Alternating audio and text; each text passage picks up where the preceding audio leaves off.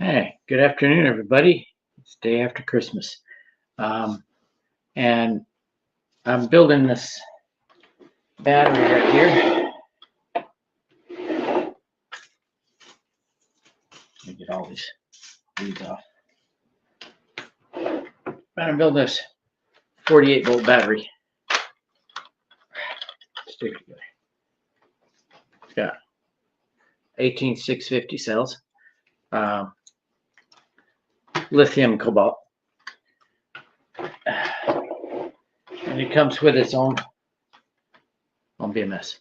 So super simple. I will, when I get the link, I will provide it on here. So show you where I got it. The seller on eBay was very helpful, trying to get me all the information I needed. They sent this without this board, even though it said in the ad that it comes with this. They also sell the board by itself. So you could buy one of these and make your own without the holder, without this. But it's a lot easier to have that, and it comes with a box. It comes with all the nickel strips. Now, I'm pretty sure this is nickel plated stainless because it's magnetic. So, yeah, nickel's not.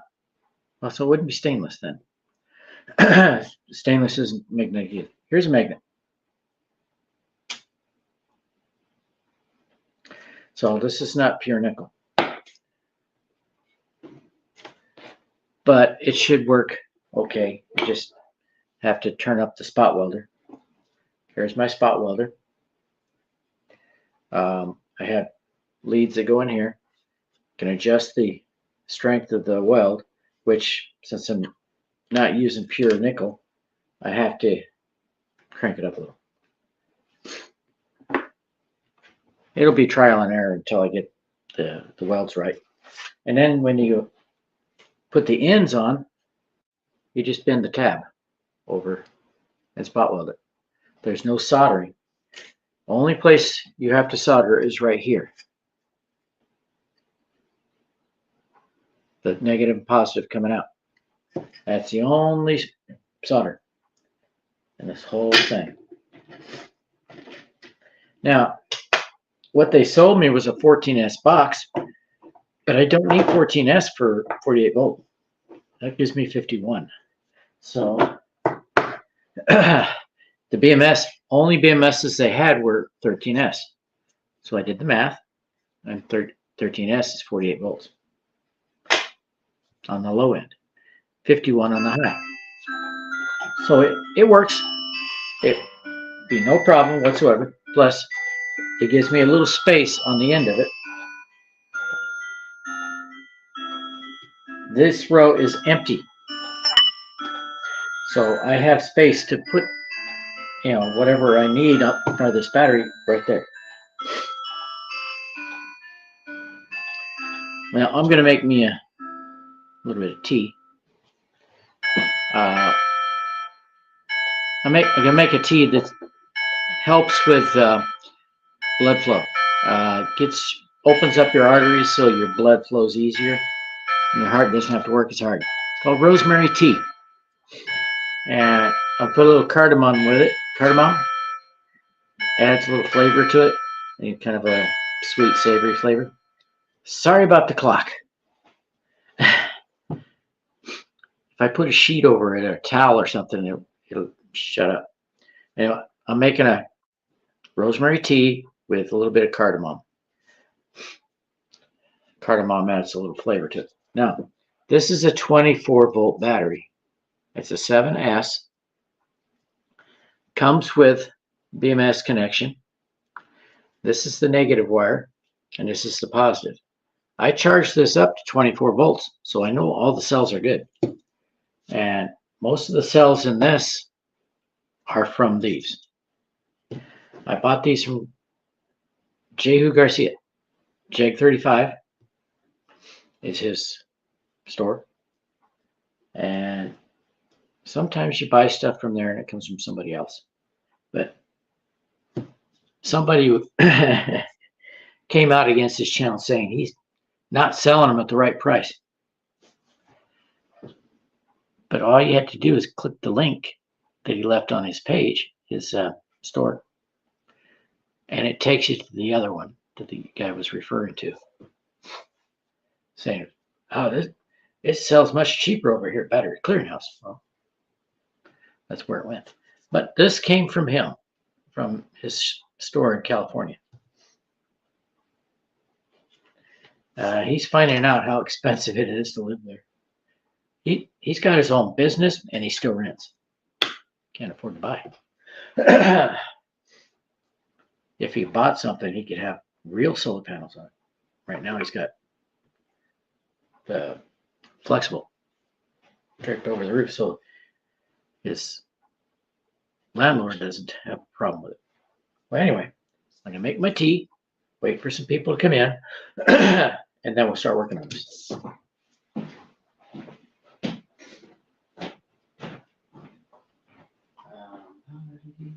Okay, rosemary.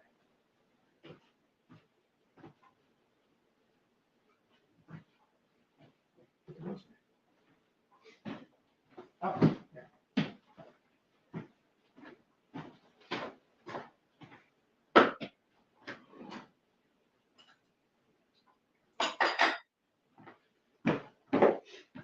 Okay, for the tea, I'll show you how to make this. It's pretty easy.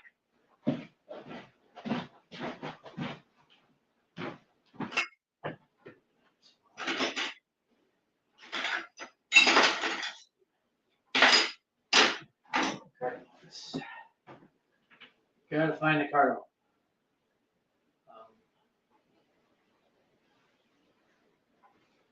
All right, that's essential oil.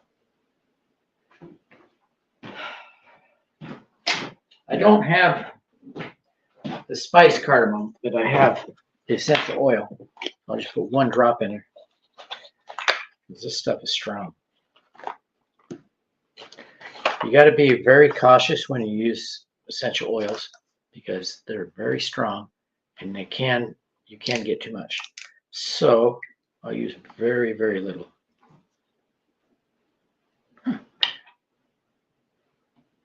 Wow, I like how they seal this up. Wait, that's not a seal. What the? The gasket? Oh, it is a cork. Okay. It broke on me. Okay. Okay, just cardamom's very strong flavor. You don't want to get too much of it, or just one drop. First time I've used this, so I'm trying it out. Now, this use about, oh, wait, hang on.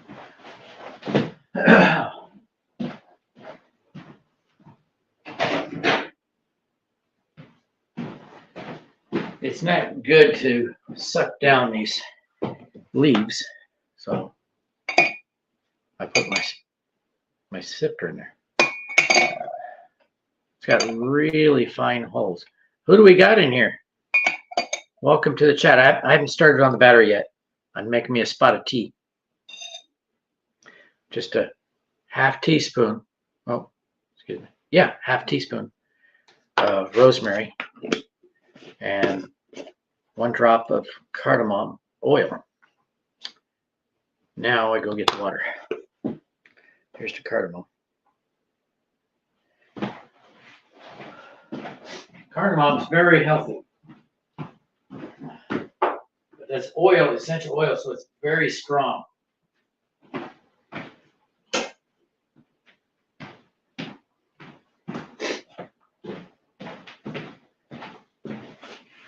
Now you can grow these things yourself, and you can harvest them from foraging.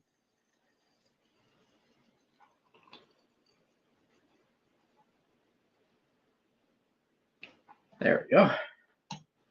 Just put a little bit in there.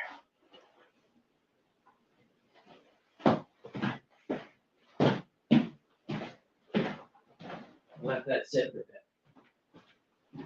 So now get on to the battery. Need one more glasses. Not only to see, but also to protect myself. These batteries can eject material. There we go. Now, put the tea aside. And I'm going to drop the camera down to the work surface. Whew, man, that is strong. Didn't use that one. Oh, I did. Didn't use that one. Okay, now down to the work surface. Here is the battery. It's 24 volts and it's charged up, so I got to be extra careful. Now, first thing I do is I take off this tape. These didn't have any case when I got them, so that made it a lot easier, and I save all the materials. As long as the materials aren't trashed. You never know when you're going to need it. Like this has a spacer between the two rows here. You see it right there. I saved that.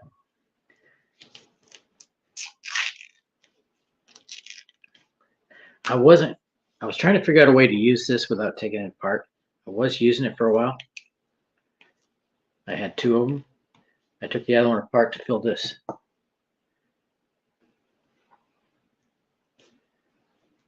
This is going to be a battery backup for my generator. I need to build more of them to make it worthwhile, but that's a start. I plan on putting a circuit on, plug this into a circuit that drops it down 12 volts so I can charge things until I can get the other one built. Now, this plastic cover protects the bottom of the battery from shorting out. I saved that too. Sticky. Move that aside. Okay, here we got. This is, right, take the top one off, and I'll discuss that. Silicone, wonderful. These are real fun to take apart. It's like medical tape.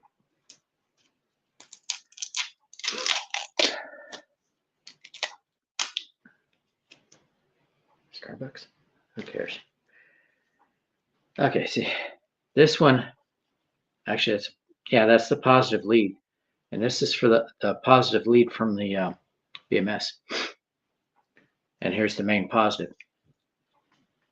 This here, I keep this. This is an over temp. I have one right here.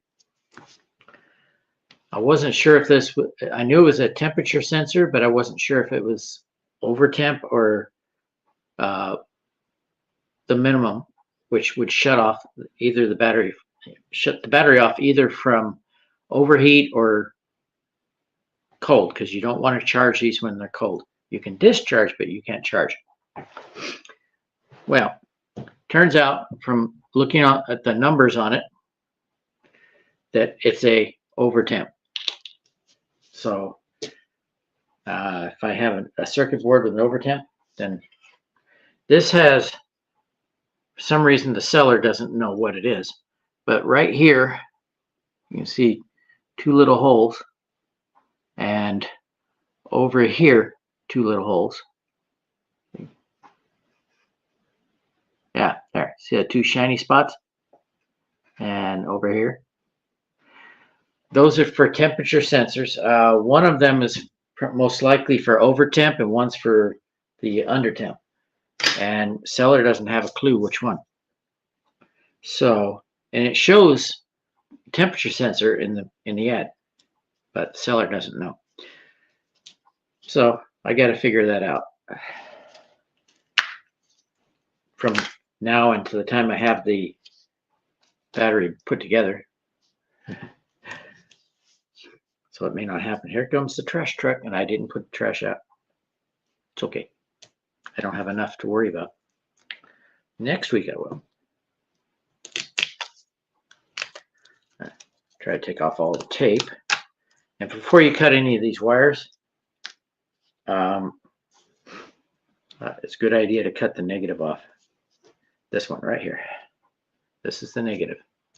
So cut that off. Try to have all my tools here this time. There. Negative is gone.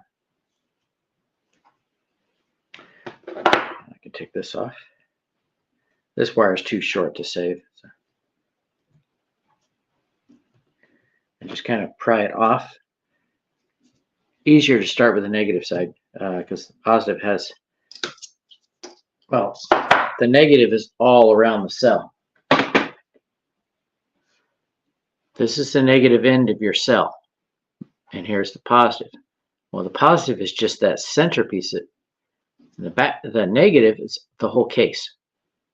So if you push down in here, you'll arc it and short circuit the battery.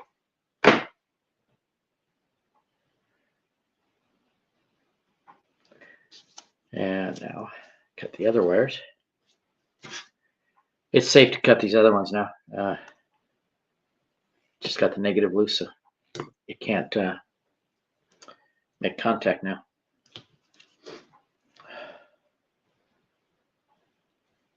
Every once in a while, it proves me wrong. My notions weren't correct. I saved the temperature sensor. Never know when I might need that. Be careful not. Yep, there was a spark. Okay, hold up. Okay, go this direction. There we go. See what happened when I was cutting this one, the tool touched that one, and they're still connected on this end. So it shorted it, but it was real short. No pun intended.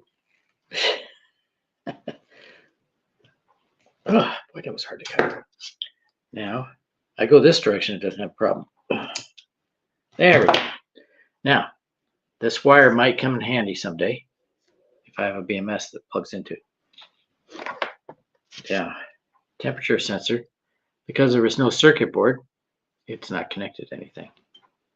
But I saved that too, especially that. They're like, I think they're like $15 on Amazon. And they put tape on it, but they put silicone in there first. If that wasn't right, just say, Amazon, remove that. Amazon, remove that. Tape deleted. Okay. Must have overheard me say something. Amazon. What's the weather today? In Milwaukee, it's 47 degrees Fahrenheit. Fahrenheit. Now see? Today, you can look for rainy weather. The other one? This one. They're the same. 40 degrees. Would you also like to know the weather for the next 7 days? They're the same ones. So these had over temp on them. So they never went outside. What? If that wasn't right, just say, Amazon, remove that. Amazon, remove that. Overtime deleted. Jeez, it keeps adding stuff to the cart. Once I got something delivered, I'm like, when did I order that? And I look on Amazon, sure enough, it shows I ordered it. And I say, I want to return. And they say, why? Ordered by mistake. That spacer's not going to come out until I disconnect the batteries. And these are not easy. They welded these good. But I want to get all this tape out of the way. I actually, when I was taking the welds off on one, I punctured the battery, the cell. And it's got kind of a sweet smell to it.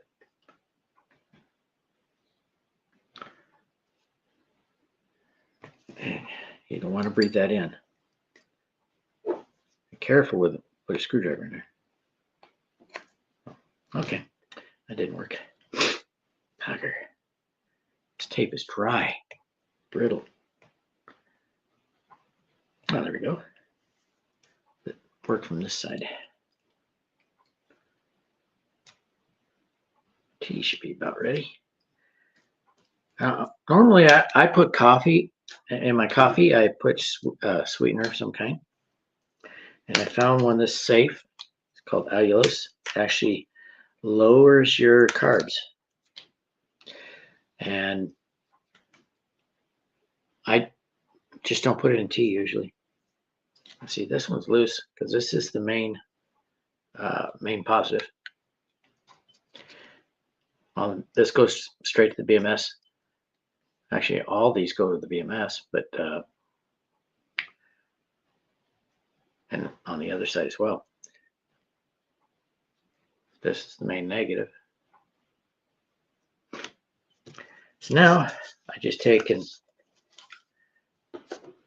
these pliers and just grab a hold of that tab and bend backwards. Try to get as much of it as I can.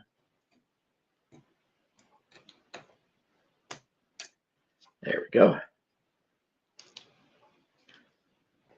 Still a little bit on there. Oh, don't do that. I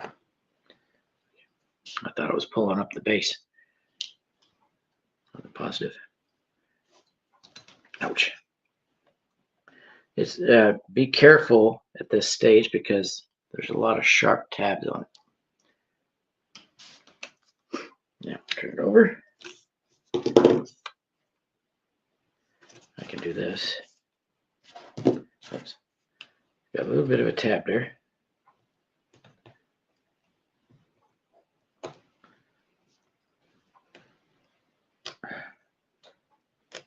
If I touch here to there, it'll spark.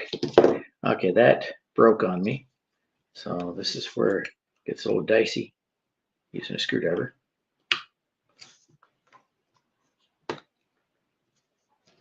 Actually, I can pull it out like that. Then grab it here.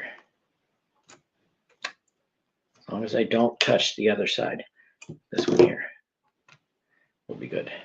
Okay, the first step is to get these apart. And then the next step is you clean up the ends.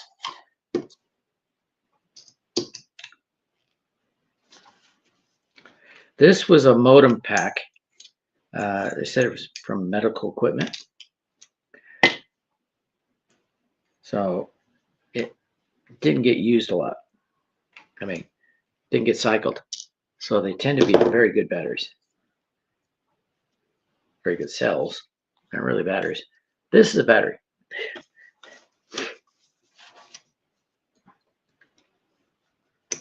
Working on the tab end. Working backwards.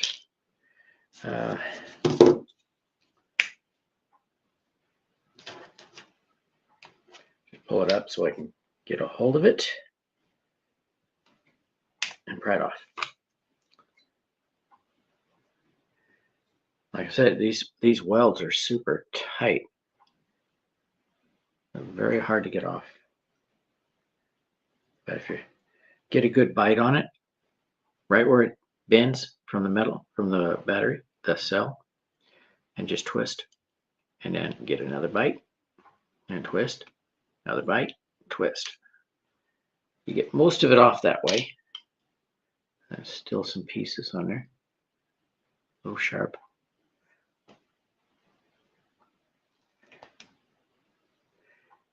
I can get most of those pieces off.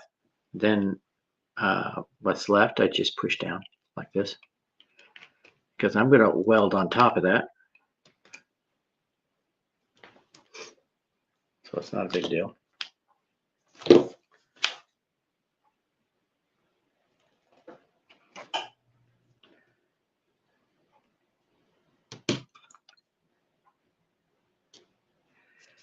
I know it's not January yet. I said I wasn't going to do another video until January. Here I am. I had to work on this last battery. You know, taking Christmas off. But Christmas is over with.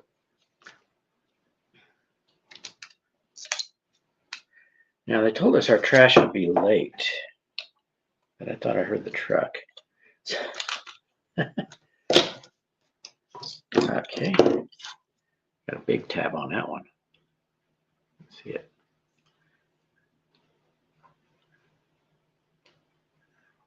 Here, truck idling. Must be my neighbor. He's a landscaper.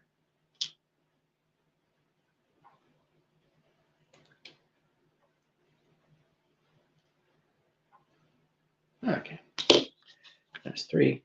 Now these cells tend to be pretty good amp hour wise. Their capacities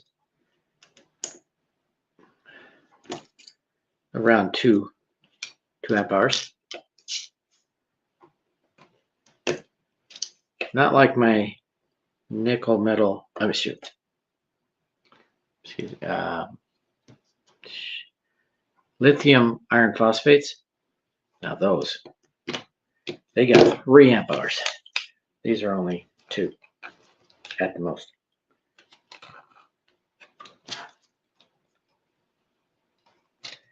Now it won't arc here because they're connected to this.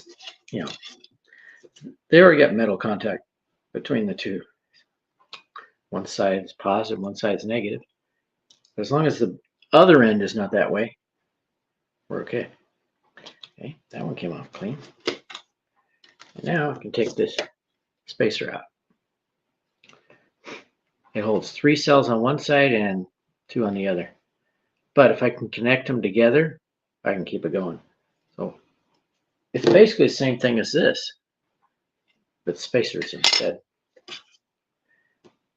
Now, if I were to connect that, boom, boom, there'd be a big old spark. That would be 3, 6, 9, maybe about 10.4 or something like that. Yeah, that would be a nice spark.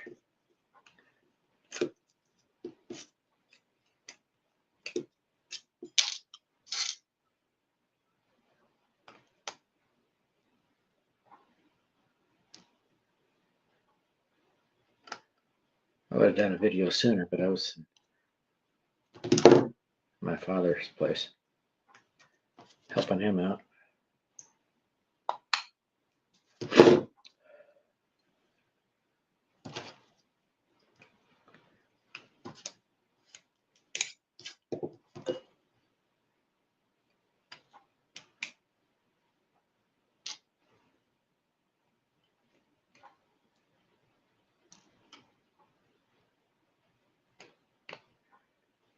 Usually when I'm there, I go there to help him out. And he ends up sitting in front of the TV the whole time, and we just talk. Yeah, something. At least we get that. But I realized this past weekend that he needs a remote for his ceiling fan.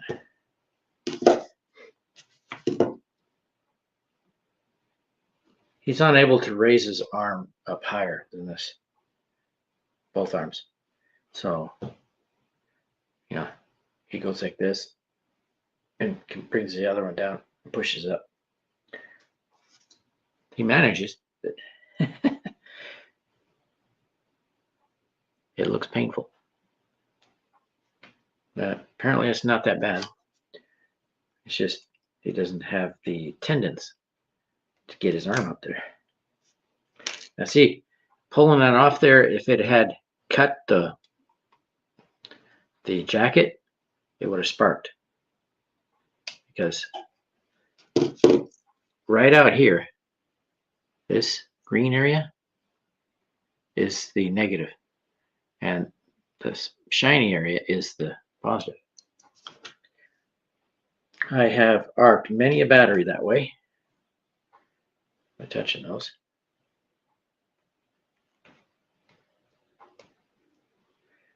As anybody really that works with batteries.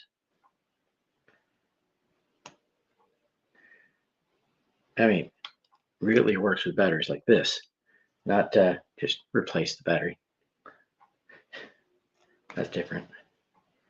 I get as much of these welds off as I can. Well, not at that stage right now. There we go. Now, this one. Once I get this done, I gotta put them in the tester. That way I know if they're matched to these as good as I hope. I have some that are under 1.9, well, actually under 2 amp hours, and the other end is on the high end of the 2 amp hours. So I think as long as they're not more than 300 milliamp hours apart, they should be okay. But the closer you get them, the better. That way, if I have the lower capacity batteries at this end, these over here will try to charge those. And that makes these ones warmer. So you want to match them up as best you can. It causes hot spots in your pack if you're too far off. And it could blow fuses on the BMS. Let's see. There's the fuses right here. Fuse is going to be on the output. 2 little fuses there. They're surface mount. I think those are fuses.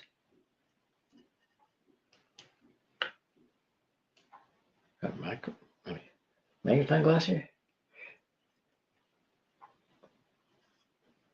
They look like fuses.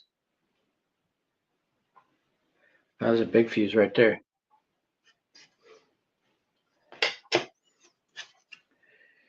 So basically, if I screw this up, I got to buy another BMS. That's $14. That's the only place I found it. It was the same seller. Actually, there's other sellers, but they're about the same price. They match pretty well.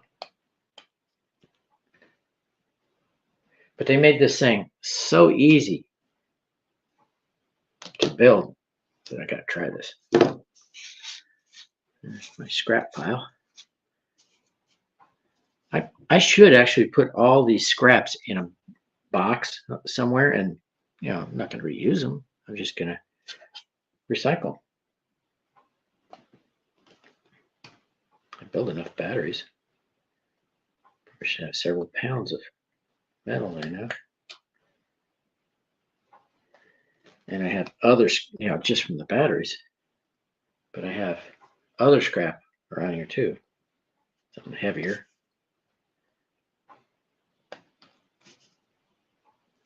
Okay. There's enough tab there for me to get a bite, but it won't grab it.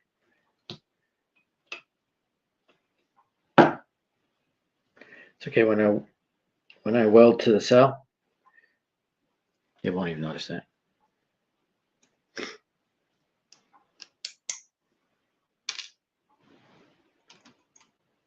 Okay, up. This is the positive end. Positive end is always welded better than the bottom, than the bottom. It's always welded better than the negative end. But I have a bunch of 26650s, my UFO batteries, that came apart real easy.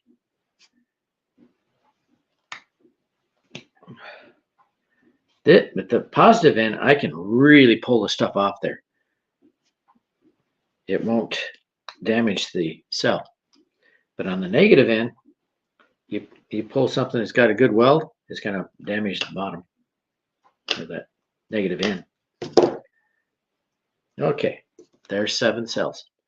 Now, I put these in the tester 4 at a time and test their capacity. I will use the tester. I have batteries in them now.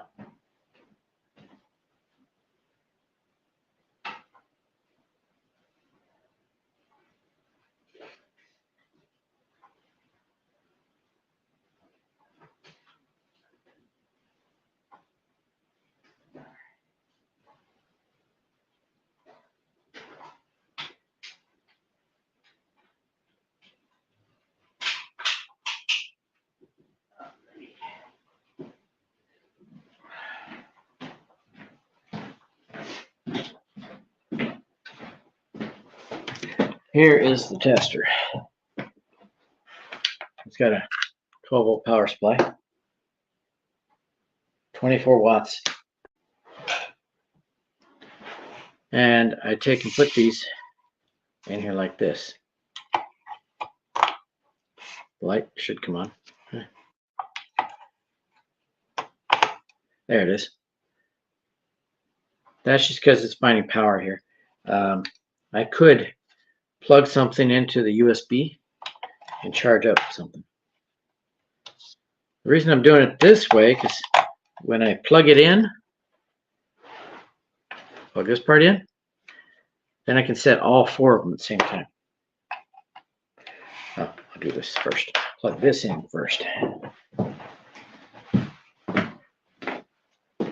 Oh, hell. Okay, I need an extension cord.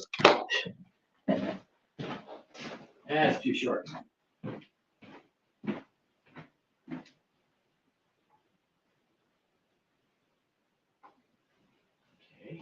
didn't see one there.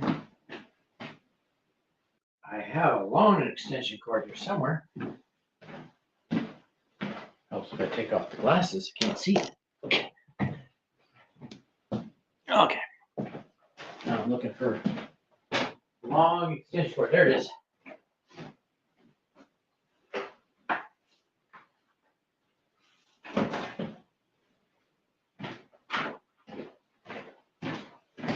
There we go. I just need about 5 feet of this. Crap. Okay, hang on. We gotta go through this way. Yeah, know what that means. I have to take the whole thing off. There we go. I'm gonna get it out. There we go. Okay, that's enough.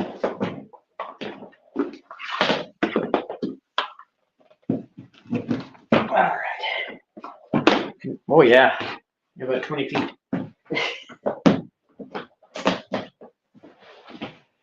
This charger is pretty cool because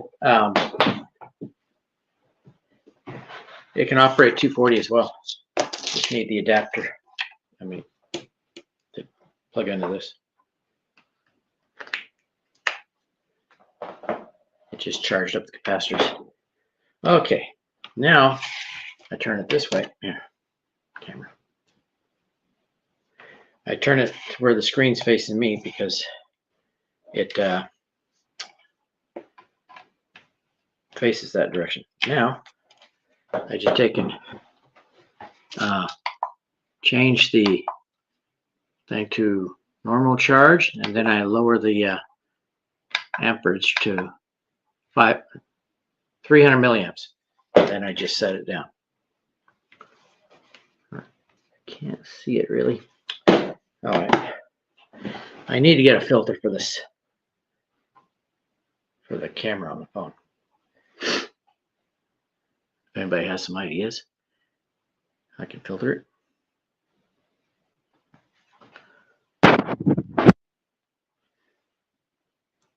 But it's this charger tester will, when you put it on test mode, it will charge it up and then discharge it and charge it back up. So it gets the capacity going both directions.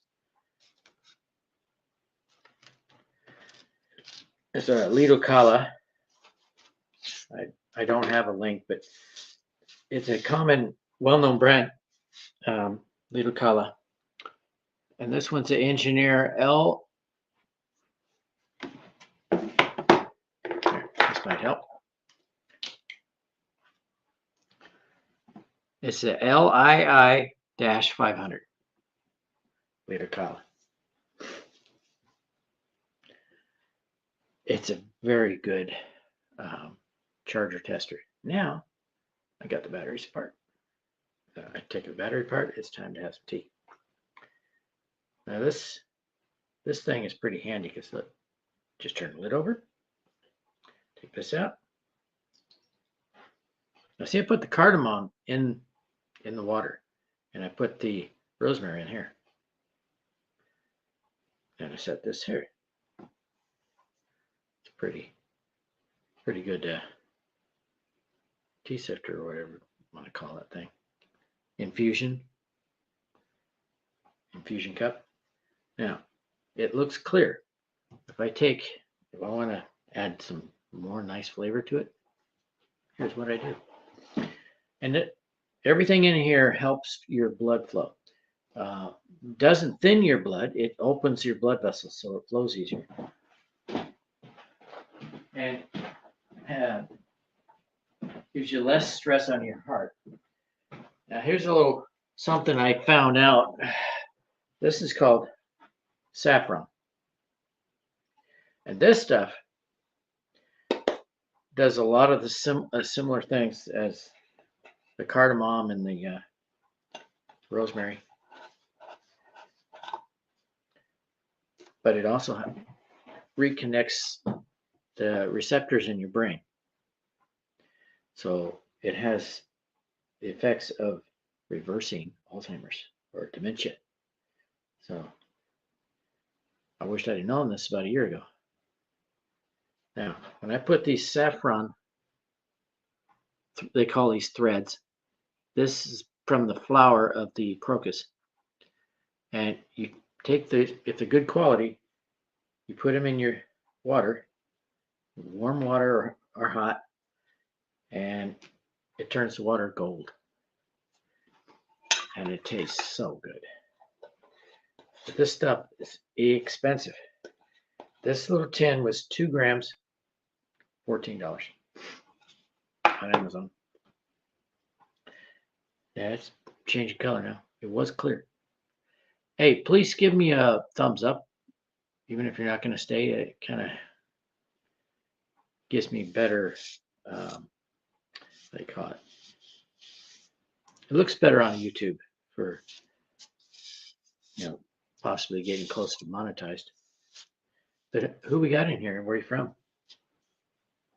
I'd like to know. I don't need your address or anything. I just want to know whereabouts, what part of the world you're from.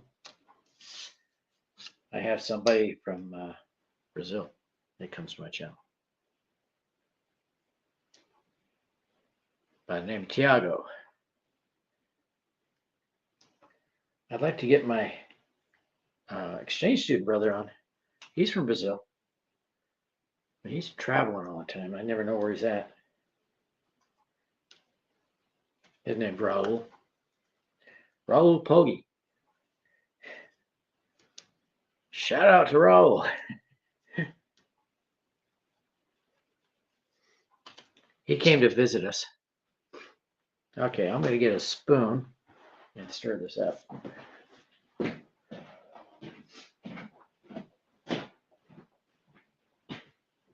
Guess I didn't put very much cardamom in there. I don't see it.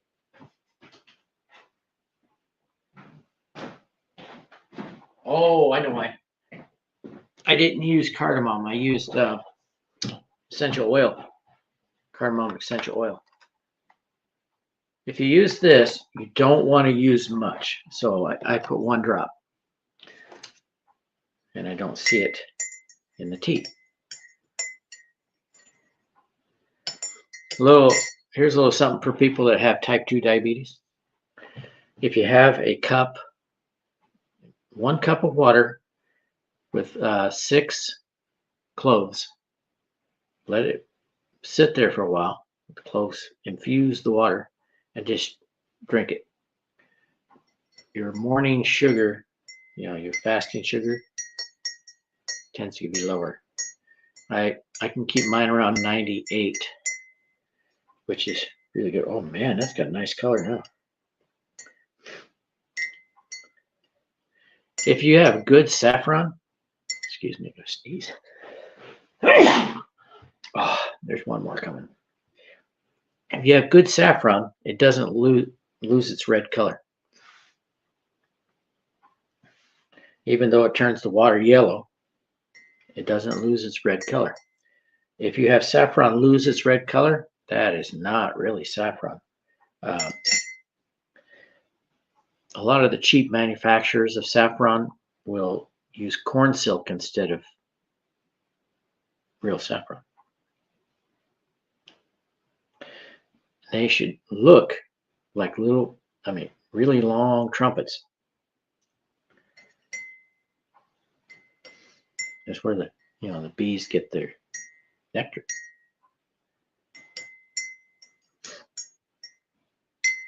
Oh yeah, that looks good. It's not as gold as it was last time. You missed the battery teardown. I had 7 of these together in series. And right now, I just started testing them. I'll show you what I'm building. Since you weren't here, I'm building this. Right now, I've got enough battery cells to go in here to build the battery. And they give you these to weld them. And they give you a BMS. It's a 30 amp BMS. And all you do is bend the tabs over and spot weld. Everything is spot welded on this except the cable on these. That you have to solder. That is the only solder joint on this whole thing. That's why I decided to get it. I stumbled onto it on eBay.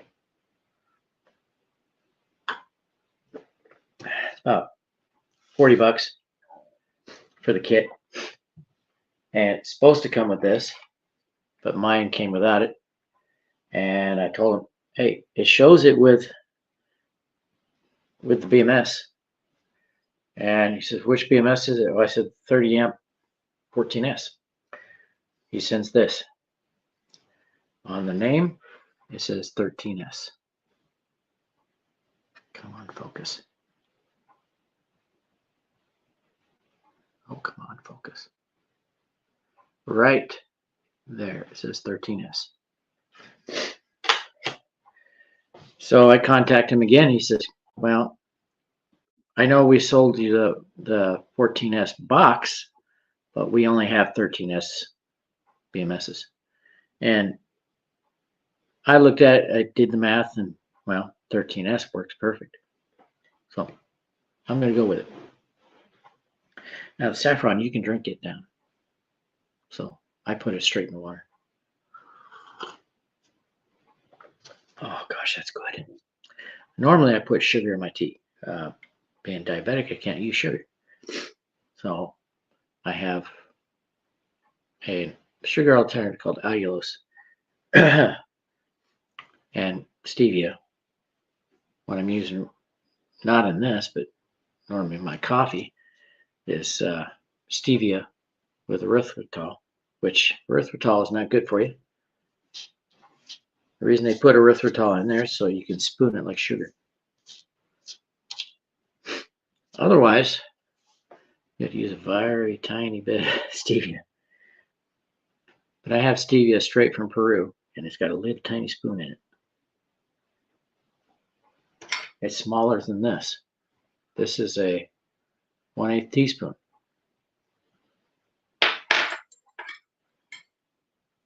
Probably about a 16th. No, it's even smaller than a 16th, so probably 32nd of a teaspoon. And that's the same sweetness as a teaspoon of sugar. Well, the charger won't show anything for most of the day. So if there's nobody talking, any questions that I could answer questions. I don't have another battery take part. Actually, I do. I have a LFP battery take apart. Might as well do it in the same video. Be right back. I'll put the tea stuff away. And you can see the difference between these cells and the LFPs.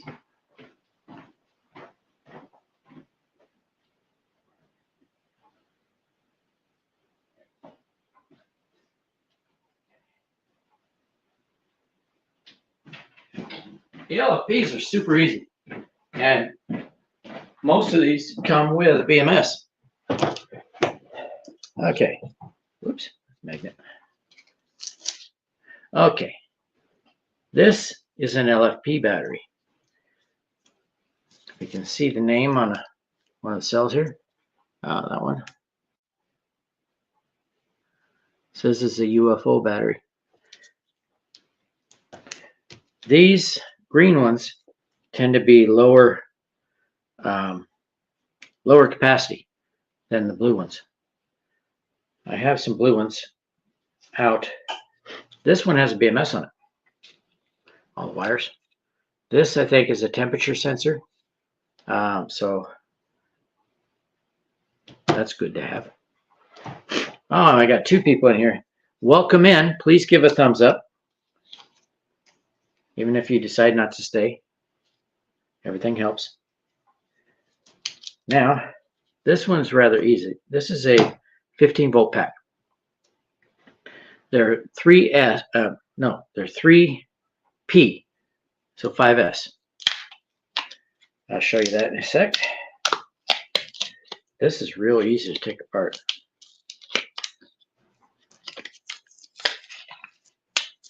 Some of it's being difficult. There we go. No problem. This one tested with 5 volts on it. It says 5 right there. This one came from Battery Clearinghouse through Jehu Garcia. Jehu's price was, I think, $45. But when I clicked on the link to buy it, it sent me to Battery Clearinghouse, and it was only $1.50. All this for $1.50. And there's 80 to 90% capacity still in these batteries. So it's fine. Now the hard part, getting the BMS off.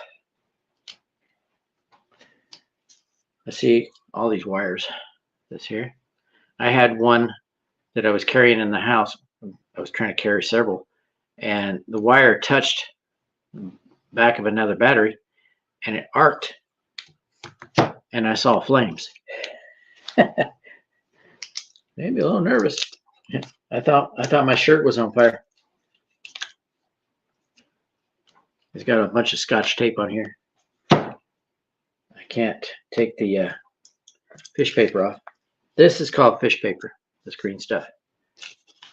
Here's the other one. But I can't get that off unless I get the tape off first. Tape is covering all the connectors. Ah, come on. Oh, there we go.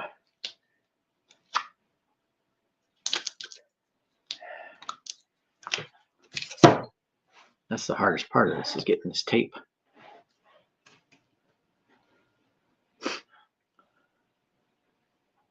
Is anybody talking? I see. It'll show up over there. Somebody's talking.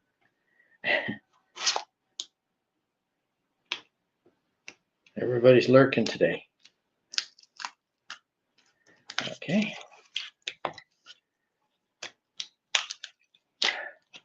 I'm gonna have to cut these wires off. There's one right here. It's got some fish paper holding it down. I understand it's called fish paper because he wrapped fish with this. And it works great for this.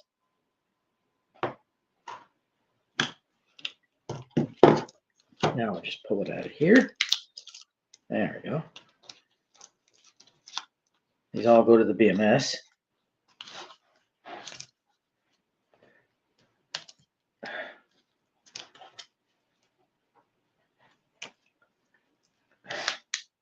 Come on. Didn't cut. There we go.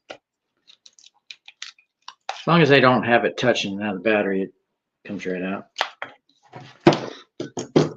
They connect these to the positive ends for a reference voltage, and the power goes through the BMS. And when the reference voltage is out of bounds, shuts it off. So don't ruin the cells. I have one battery and a power box that has balance board, and it basically just balances the cells so they're all the same. But it has no BMS. So I had power problem where they dropped too low and it ruined one of the batteries.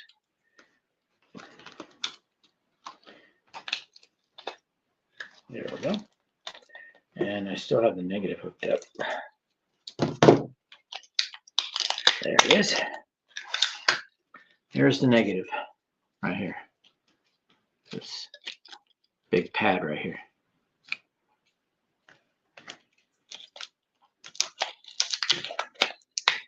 Now you'll see how easy these are to take apart. Now I got all the hard stuff in. Oh, dang it, don't have the tape off.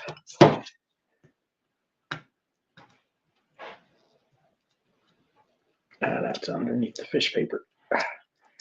They put fish paper on the back end of the battery to kind of hold it there, hold it together. Because once I get the fish paper off, the thing falls apart. There we go.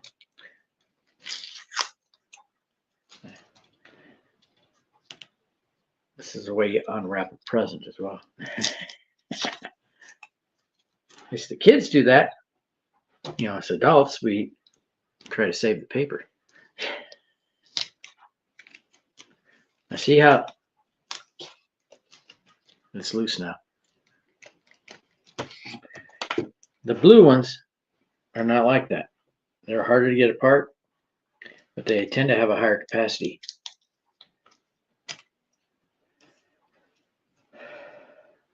This end is the hardest. Now, second.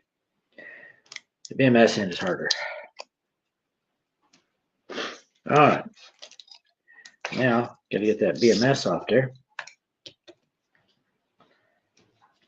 And that is really taped on there. Well, that's coming off easy. Prove me wrong. Yeah, you talk about something and say, yeah, it's like this and this, and then you start taking it apart. It's, oh, proving me wrong. The main positive is still connected. Now, I believe this is for a temperature sensor, but the other end of it is not there. So I don't know where the temperature sensor is. I haven't found a temperature sensor on any of these. Ay. Keeps breaking. Now, I was trying to pry one of these off with a screwdriver and I arced. It's got on the circuit board itself some fingers that you can plug something into it. Not sure what. But let's get this positive off of here.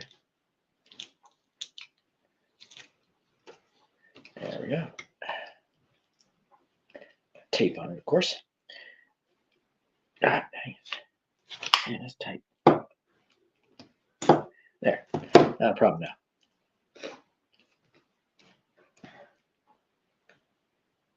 Now it's got a data cable as well, it looks like. Oh, actually, no. This is the output cable.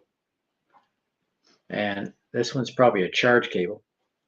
Or it could be a temperature sense. It looks like a charge cable. Now, this is hard to get off. It's got a foam pad underneath. There we go. Just a little pry. And it comes right off. All right, there's the BMS. Disconnect the negative.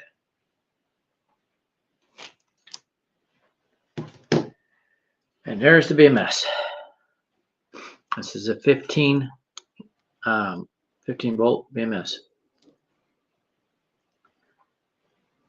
And here's power leads, charge. I save all of these. Someday I might put together a 15-volt battery pack. I've got these. Now the easy part, Rush. No, still got to get this off.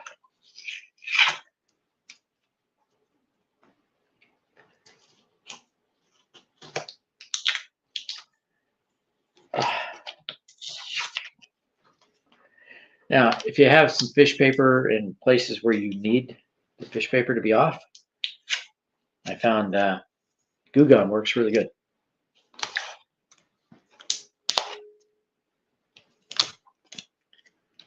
Now, take this backing from the BMS in the pile of garbage. It's got double-sided tape on it. See? Comes apart now. And the fun's about to begin.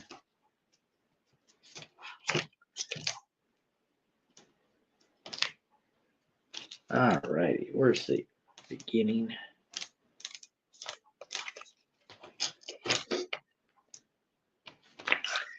Okay, right here. This is the first cell. Still got tape on it.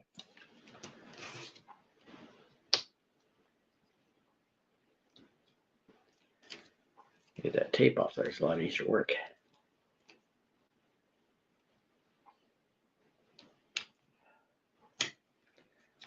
There we go. I got the lead up at the top. I got to be careful not to arc, not to connect across here, because they're connected on the bottom. So if I go across here, it shorts it. So just take it easy. Actually, what I like to do with these is just turn down. There we go. I just take the tab here and just rip it. There we go. That's 3.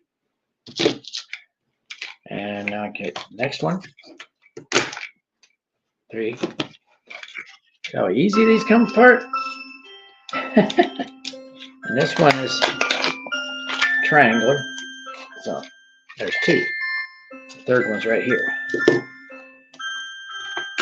There we go. And now this one. There we go. Broke it down to 3s. Now it's easier to work.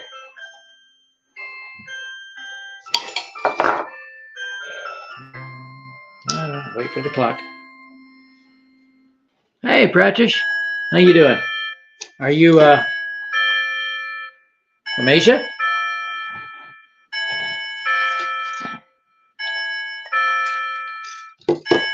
You missed the earlier breakdown, which I started the video for. I was tearing these down. And I've got 4 of them testing out of 7. And this is my other batteries I'm working with. I bought these a long time ago thinking this was the one to use. Turns out these are better. These are LFP batteries, if you're familiar with LFP, otherwise known as lithium iron phosphate. These don't catch fire. They're very safe. And these battery packs are very easy to take apart. But the problem is these cells are between 80 and 90% capacity. So they're not quite as good.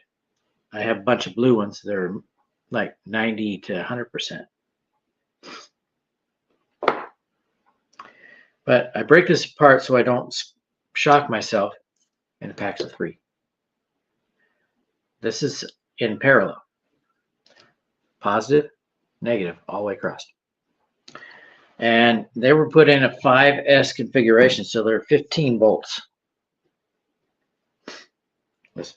That's 3, and you put them in 5S configuration, that's 3 times 5, 15. And that's only approximate. I think they can go as high as 16 volts. But they are supposed to be 3.3 amp hour UFO batteries. And right there it says UFO. But these are super easy to clean up.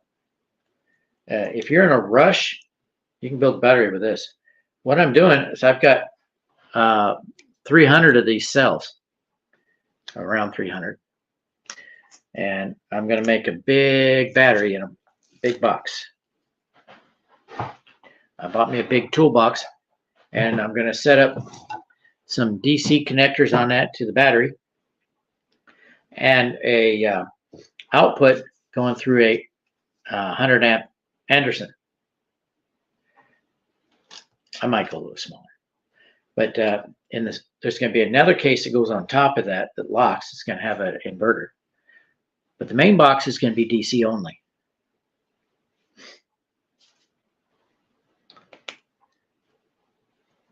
What do you think of that? What the hell? Oh, there we go. There. This battery pack is so easy to clean. That's clean. Well, got a sharp spot there. Oh, that's tape. I thought I cut my skin. Well, I'm in the United States, Oregon. Where are you from?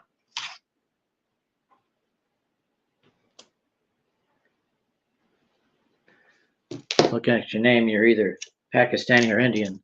I'm not sure. I know y'all don't like each other, so I don't want to guess. See how easy that comes off? Watch. It's off. And it's fairly clean, as you can see. I built this when my wife's not here. She thinks this is a waste of time. But this battery is going to be bigger than one of my generator. I'm going to keep building on it. Okay, those are ready.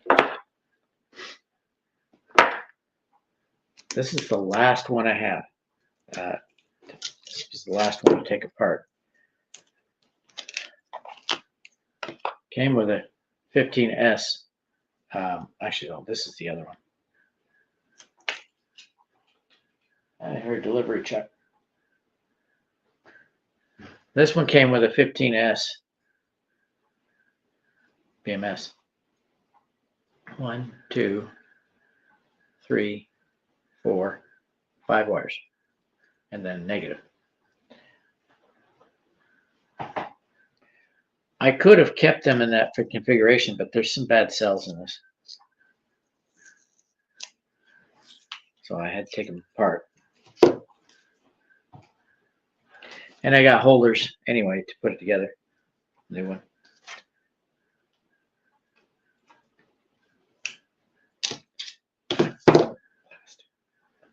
Fish paper. Screwdriver. Stick it in there. Pry. Oh, it's off.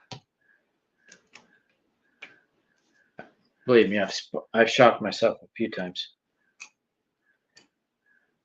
There's all the metal scrap.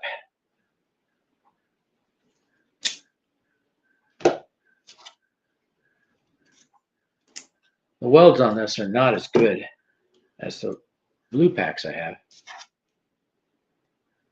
All the blue packs are taken apart, so I can't show you that one. They don't say UFO battery. This one does. I've had these before, and I started working on them again because I got a new shed built, and I found them up in the attic, and some of them had rust, so I lost some. I had to buy more, and I bought those for $35 for 30 batteries, 30 of these cells from Battery Clearinghouse. through J35. But they still have them, and they're getting cheaper. This one was $1.50 for 15 cells. It's the shipping that gets you. If you don't buy a bunch of them, you're paying way too much in shipping.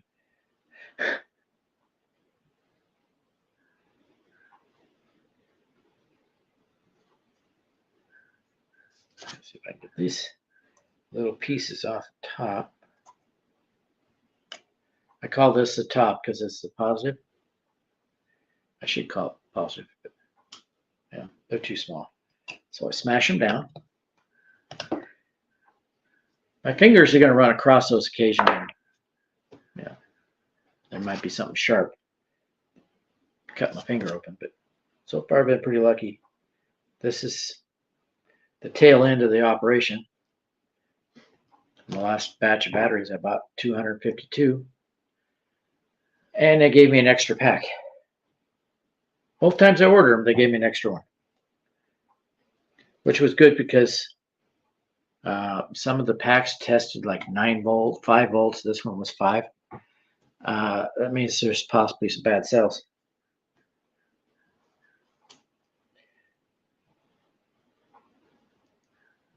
And it will still, the power will still go through those cells, but they just pass through, probably go around the case.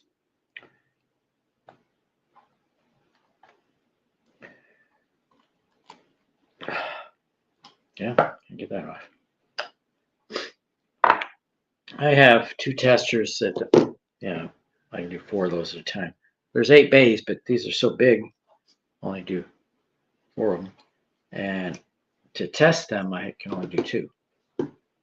Because one side of the battery charger is just charger. So I only have 4 test bays on it. That looks like corrosion. Crap. This might be one of the bad cells.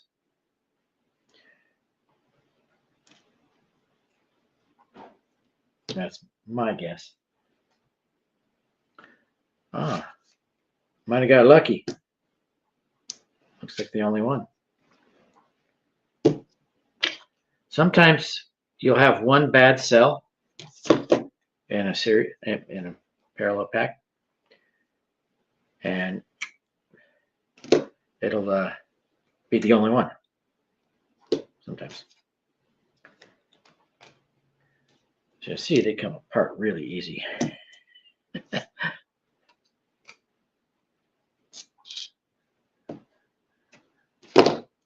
Gotta get this off the paper. I can't put them in the holders with this on there. I get most of it off by peeling it off. The rest I take off with Goo Gone. WD-40 works.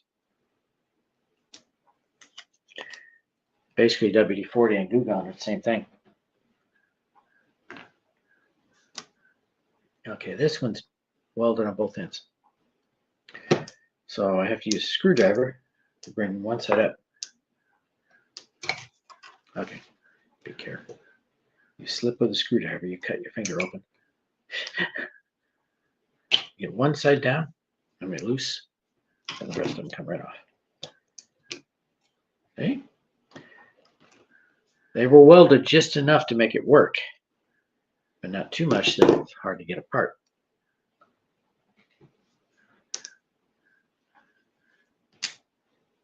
There we go. Got another tag. FLR730F 29WF. Huh. Wonder what all that means. You know what it means? Post it, please. Take it apart. Sometimes I can get all this fish paper off, these strips. But I can't put them in the holder with that there. So I have to get it off. At least around the ends. Man, it's on there. Whew. Hope you had a nice Christmas. Mine wasn't too good. There was no gift exchange or anything like that. Just, visit with family. Gifts are not the reason for the season anyway. So. Okay, one more to go. This is the last of the batteries disassembled. Okay, my StreamYard tells me you're not here anymore.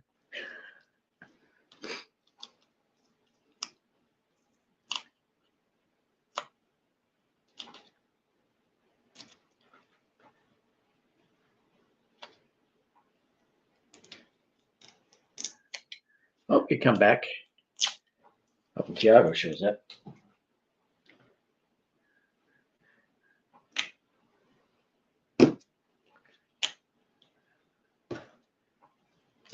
Middle one kept it off.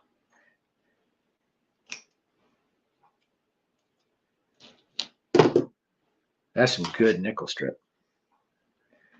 What I have for my battery over here, not as good. Okay. I heard a delivery truck backing up, but I didn't see it. I don't expect I'm getting anything.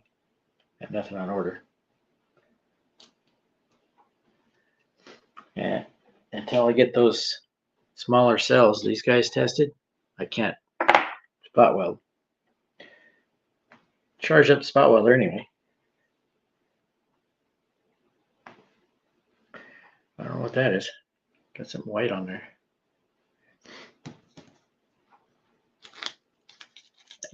Clean this up a little.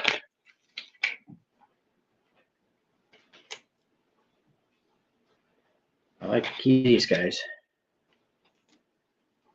Insulators. Where's the other one? Crap, I lost one. There's two. There it is. Don't want to lose that. Keep that with the BMS. The BMS won't work with it, but because one is 7S, the BMS is 5. Never know when I might need a short wire. And temperature cutoff, high temp. Now I have 2 of them. I came off these, off of this one. So, whatever application those were, they had a high temperature cutoff. And this BMS I have for those batteries, this BMS, has 2 temperature cutoffs. One of them's low temp and the other one's high temp, I'm sure. But they didn't put the plug on her. They showed it in the picture. And, on the eBay store, it showed the temperature. But the seller doesn't know what I'm talking about. What can I do with that? And I can't see it. I tried to magnify it with my phone. Didn't work too good. And where is everybody? Should much later in Brazil. Tiago should be on.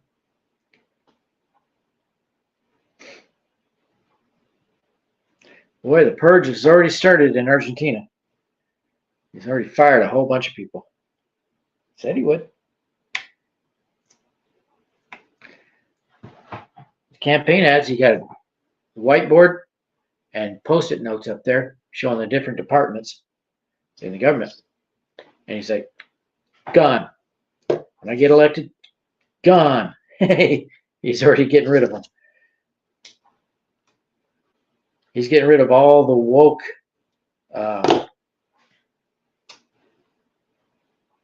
departments.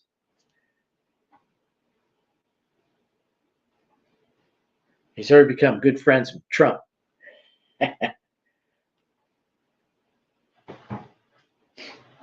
This Trump phenomenon is awesome. I've never been so excited about voting for somebody.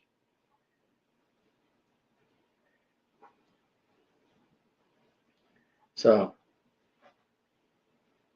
Pradesh, are you, if you're Indian, you know about Trump. He's a good friend of India. A little distrustful of Pakistan, because Pakistan was hiding bin Laden.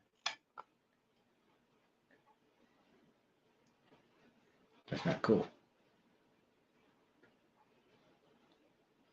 He had a villa in Pakistan.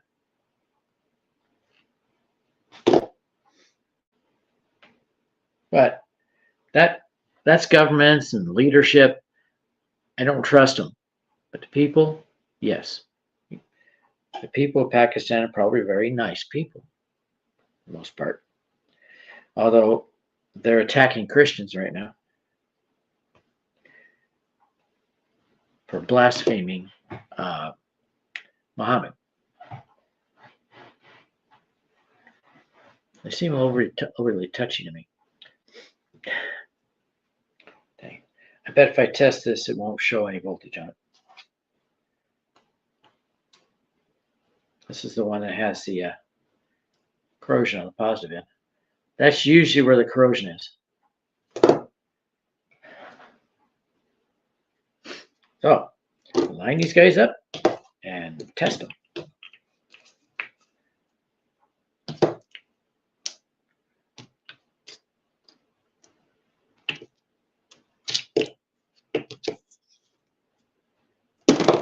Don't do that.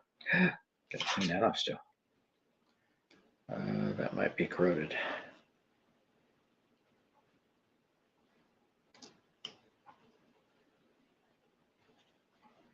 Gotta make sure I catch all these little shards. Because if I don't, I like to walk around barefoot, so I don't want to step on one of those. If I step on one, it doesn't go all the way in, just enough to cause damage to the skin. Next thing you know, I got an infection. And if I don't catch it by then, I could end up in the hospital and have them take my foot off. So I got to make sure I catch all this. Okay, move some of these over here. Okay, that's it. Now I'll go get my multimeter.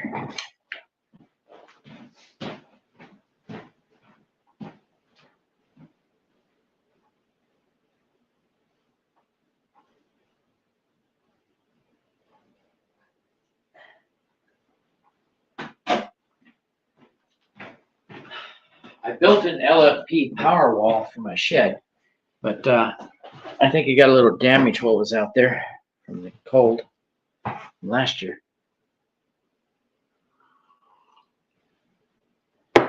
Okay, multimeter. Ah, it's already on. Okay, it shuts itself off, but it tells me first. All right. Okay, that's not showing much voltage. It's 635 millivolts. 634, but it's showing 498.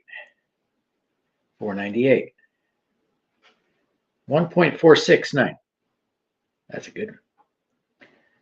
635 milliamps and milliwatts. 709 volts. 719 millivolts. 498 millivolts. 719 millivolts. 1.46 volts. 1.46 volts. 849 millivolts. 849 millivolts. 847 millivolts. Well, that's interesting. They're all showing power. So they might be good. All of them, including the corroded one.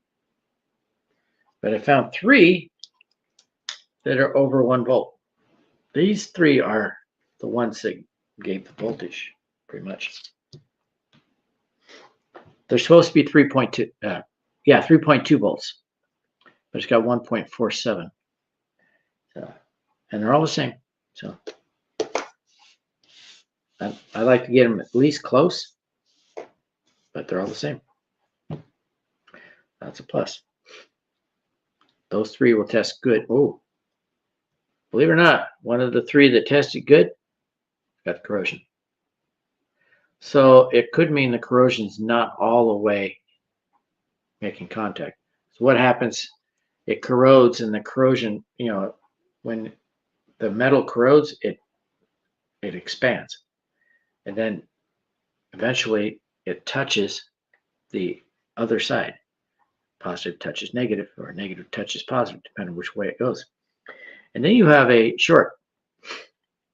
Not a high current short, because current doesn't travel through rust as fast, but short nevertheless, and it ends up killing the battery.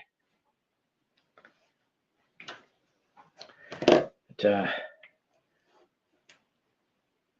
I have to test these now.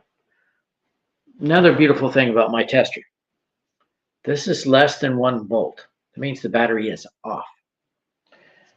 What happens is it starts to charge the battery as if it was a nickel metal hydride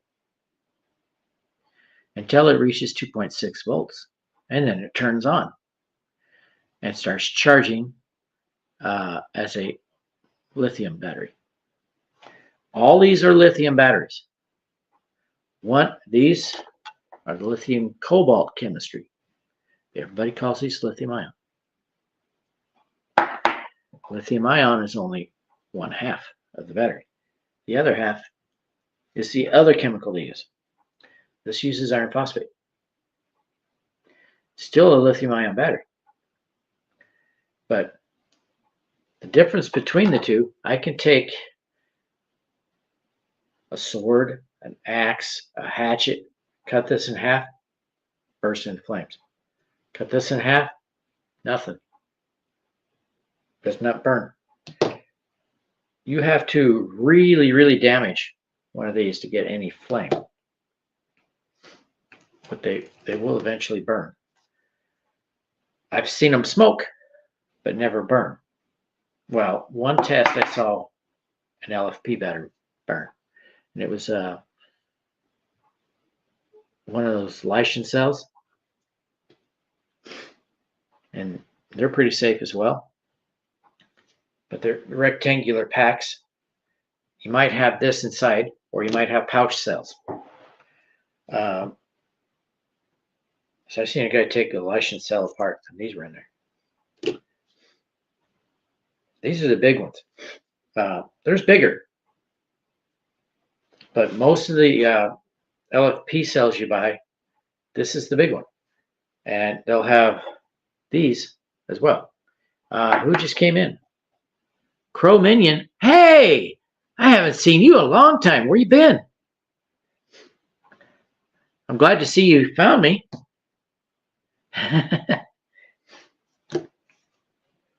Yeah, I've been busy tearing down an old shed, building a new one, and haven't had a lot of time to get on.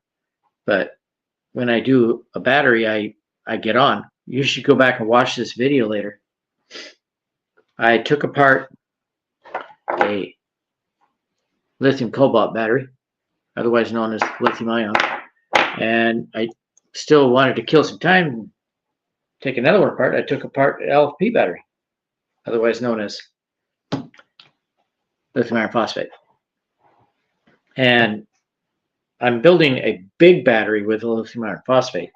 Right here, I have a 48 volt lithium cobalt battery. This is high dense battery that will has a high drain current and a semi, I think probably a 2C or 3C charge current. So they're really good. These were in medical packs. Came like this.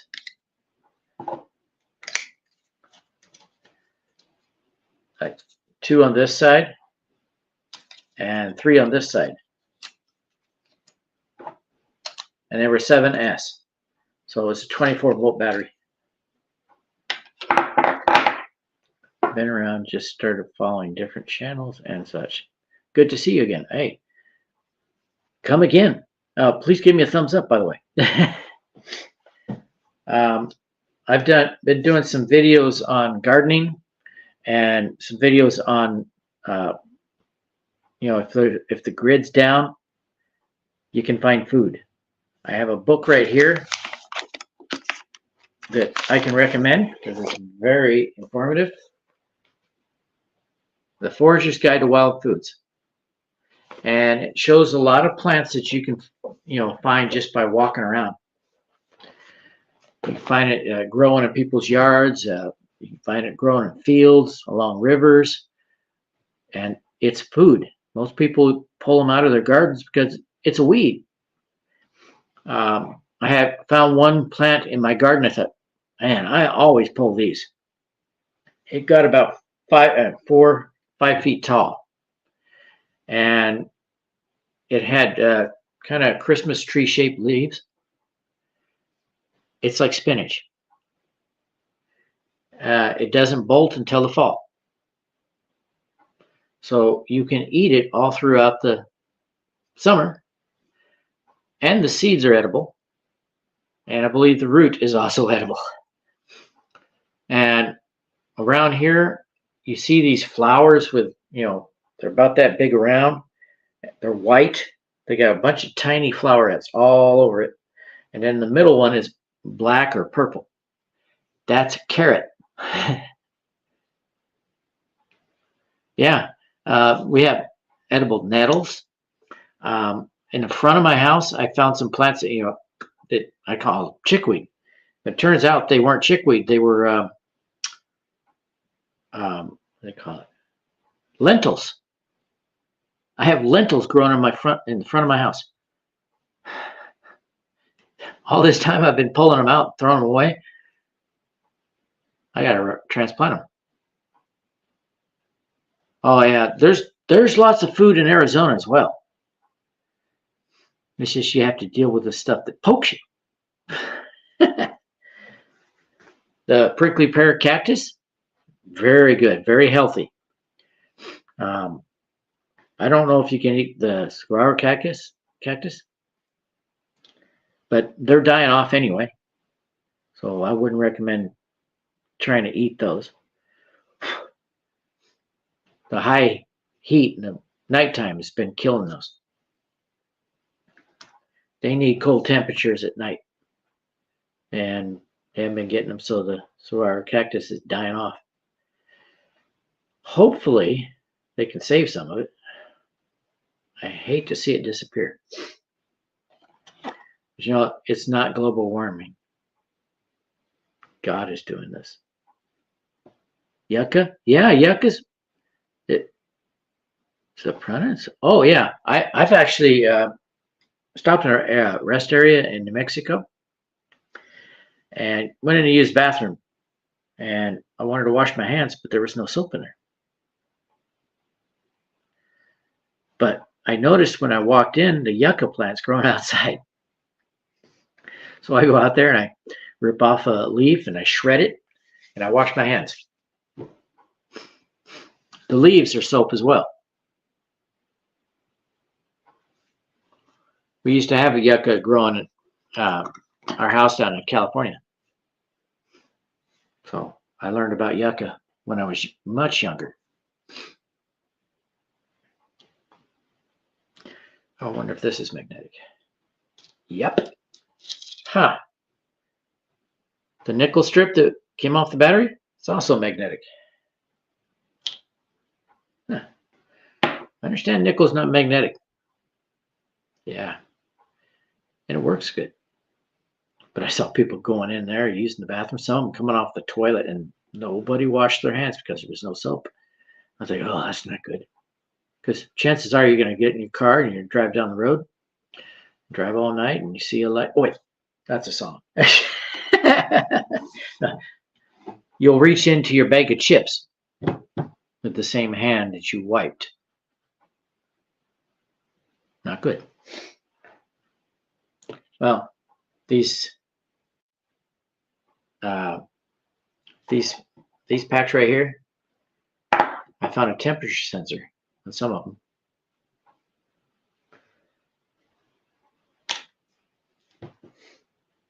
I got two here, but they're high temp. God,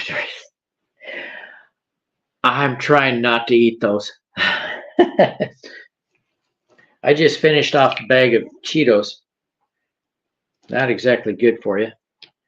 None of those snack chips of, multiple different kinds are good for you. You look at ingredients, you'll find high fructose corn syrup, high levels of salt. One of these showed corrosion.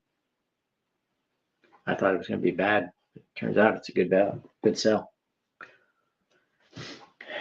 But I've been learning about herbs that can help you live better. Cardamom is one that everybody in America should be using. The cardamom pods themselves, you can pop one in your mouth, chew on it, that saliva all around, and it will rebuild the enamel on your teeth. Even in cavities, it'll build enamel. And then when you go see the dentist, he has less to clean off. Then after the dentist, you want to chew on it again. And you can swallow it after you're done chewing, because it has fiber. And it opens up your blood vessels. And so does saffron. This here. Saffron. This comes from Iran. Very good quality. And I take rosemary. All three of those help open up your blood vessels. So if you have high blood pressure, get that stuff. It won't thin your blood. It'll open them up. And at night, I drink a water with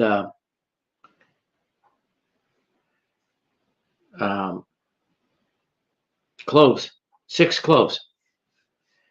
And overnight, I'm, not eating anything, right? So that's called fasting glucose. In the morning, my glucose is 98. Before I started with that, I was just using cinnamon because I heard cinnamon does that. But the cinnamon wasn't working like that. It was bringing it up at 150. So I started using the cloves and I got it down to 98. That makes me, I gained better sensitivity to the insulin. Your body produces insulin. And if you don't eat right, you become insulin intolerant and you start getting fat. By lowering your insulin tolerance, then you tend to get rid of the sugar. And I found that because I can't have sugar, I have to use an alternative sweetener. Most of these alternative sweeteners are bad for you. I've seen several tests, people trying them out. The blue packet, aspartame, bad for you. It causes damage to your liver, makes your body produce insulin with no sweetener to take, no sugar to take care of. And so does Splenda. Your body thinks you're getting sugar, so it produces insulin, and then can't find it. So you have too much insulin. And sucralose is the same way. Sucralose. No, I already said that. Saccharin. All three of those are terrible. Maltodextrin is in a lot of products. Avoid that. So I go through the store and I find all the stuff that I'm not that's really bad for you, and so I end up shopping the outside of the store, perimeter, where all the fresh stuff is. um, uh, Erythritol, they use that to make alternative sweeteners work like sugar. Yes, they all have laxative effects, but I found one that if you eat 50 grams of it, it works like a laxative. But chances of you using that much, pretty slim. I just put a teaspoon and a half in my coffee. It's called allulose. And if you eat something that's got carbs in it after using the allulose, your carbs drop instead of going up. So later your sugar levels don't go as high. In fact, I found that glucose was down, not as much. The rise in glucose is down, and the ketones actually dropped. It's called allulose. It's made from rare sugars. Rare sugars are in everything. Everything we eat has rare sugars in it. Rare sugars tend to be less sweet. So it spoons 1.5 teaspoons to 1 spoon of sugar. So if I can get soda syrup without any sweetener in it, I can add the allulose. I have to use more than I would be sugar. It's not cheap either, but the effects of it are awesome. The side effects are good side effects. Lowers carbs, lowers ketones, slight, just raises your sugar, your glucose slightly, or not at all. So I've been doing a lot of research, and cardamom is very good for you. It has 13 or more benefits. So I've got the essential oil. I ordered some pods. They come tomorrow. The pods are the best part. You chew them up and keep them in your mouth, and it helps your teeth. It helps with bad breath as well. So if you have a problem with bad breath, don't buy mints. Chew on a cardamom pod. Oh, I'm starting to get some milliamps. 206, 192, 211. Oh, that one's not good. I got 0. Try it again. Sometimes it didn't connect right. Might be a bad one. So I start the test over.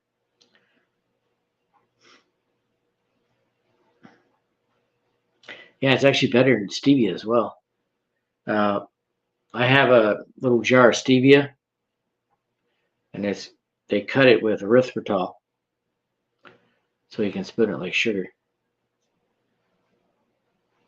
Stevia is much sweeter, so they put erythritol in there to reduce the sweetness. And erythritol is a laxative. It's a sweet laxative. That's a good way to put it, I guess. It's easier to say that than intestinal problems.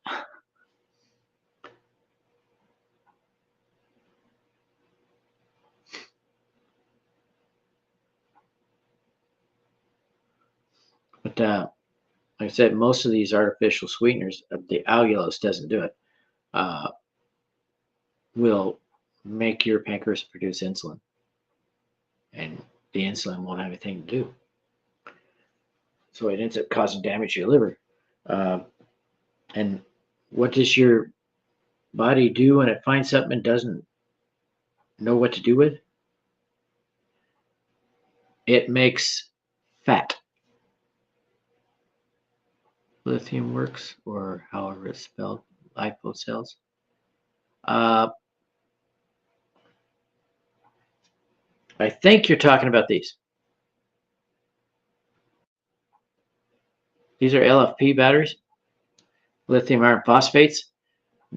Lipo is actually a misnomer. It's the pouch cells. They're in polymer pouches, so they call them lipo, which not lipo, lifepo. So I think this is what you call lifepo. That's lithium iron phosphate, or LIFEP04.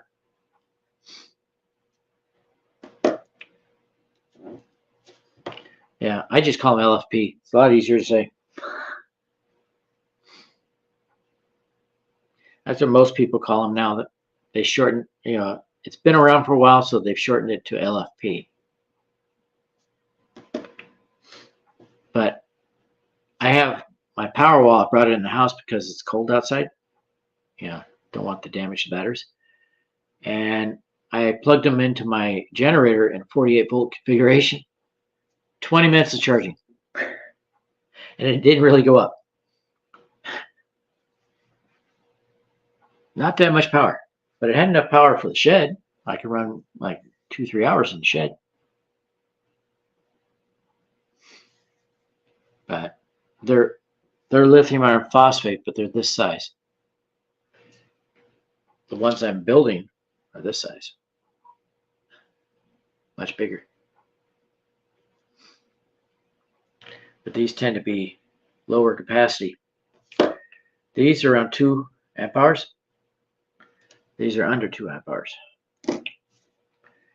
These are supposed to be 3.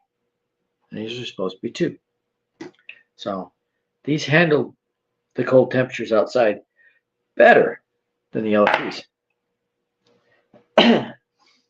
But I found this box. It's got a lid and it's bottom and top. Put 36-volt, 20 amp hour LFP pack in electric scooter to replace this SLA sealed lead acid. Yeah, you get more performance out of it. But you made them 36-volt. If you put that in parallel, it'd be 70. I mean, not parallel, series. Put them in parallel, it'd still be 36. But I saw one of those scooters at Goodwill. I was like, I want to buy this. So I set it aside. Came back without the wife. It was gone. They wanted $40 for it. Most likely, it was given to the Goodwill because it would not take a charge anymore. And that, most of the time, that means this is bad. This is the BMS.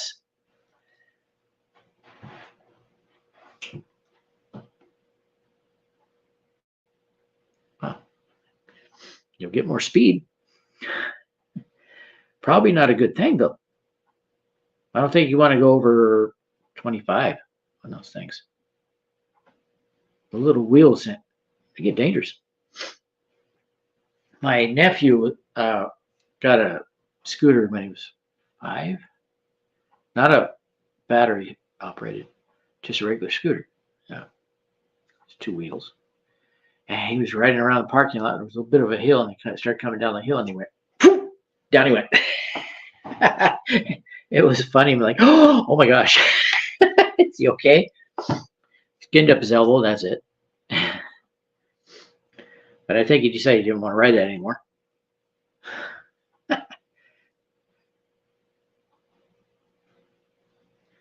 Later that day, he's riding it on flat ground.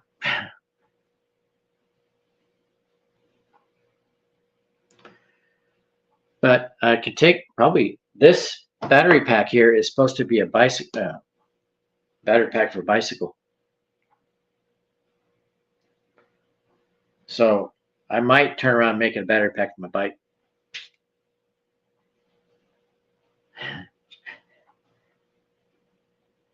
I've seen people put, 70 volts on there and then take off around 40 miles an hour.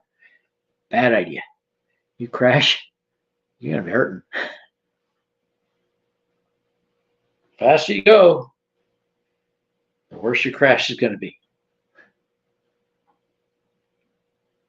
I was hoping these were low temp cutoff, but it says 70 on it, so I'm guessing that's high temp, especially if it's Celsius. Oh yeah, it is Celsius. Wow. These batteries can take 7 degrees Celsius. 70. Jeez, I didn't realize it. First one, I could not see that C. Dang, that's hot. I can probably put these on my power wall. So if it gets too hot.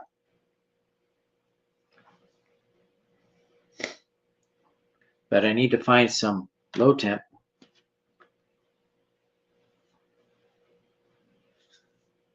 This doesn't have anything on it. It's got 2 ports for temperature. It's got one over here, one over here. So until I find out more about this board, I'm trying to find information on it so that I can put temperature sensing on it. I'd like to find it before I put it together. I did put a 24 volt together. Want to see that?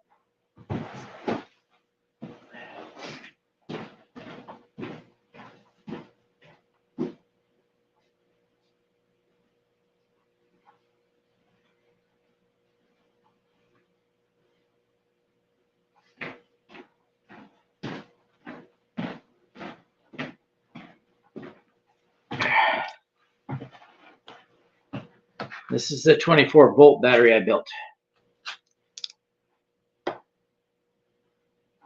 That was before I discovered that box. I'm like, dang, that box would be a hell of a lot better. What I want to do is put another one side by side with this and make it 48 volt. But I need to buy more cells. And it's almost the same size. It's 1 row less, but this is 6S and this one's 10S. I mean, 6P, 10P. I keep mixing those up. This is a 10P 7S. So it's 24 volts and they're about 2 amp hours each. So that's 20 amp hours. So that's good battery. Now the ones I had outside, they're 20 amp hours each.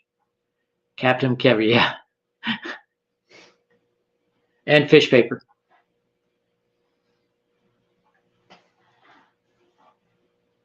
You can see the fish paper here. It's green. And I taped over the top so I don't short anything because I don't have the BMS attached to it yet. I do have it. I just need solder.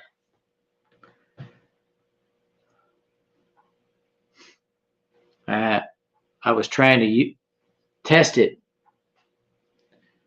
without the tape covering the contactor, and I kept shorting it. But that's these guys. And then I found a bunch of these sitting up in the attic, and I think I had maybe 5 of them. Get Hank Williams Jr. sings Oliver something. I don't know how are you doing that?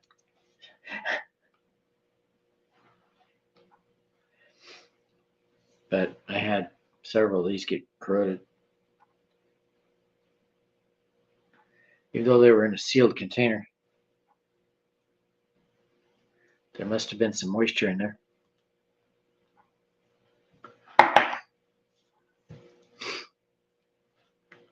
This little guy, flashlight. Check out this battery.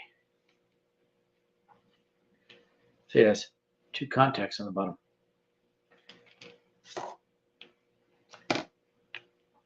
Little guy.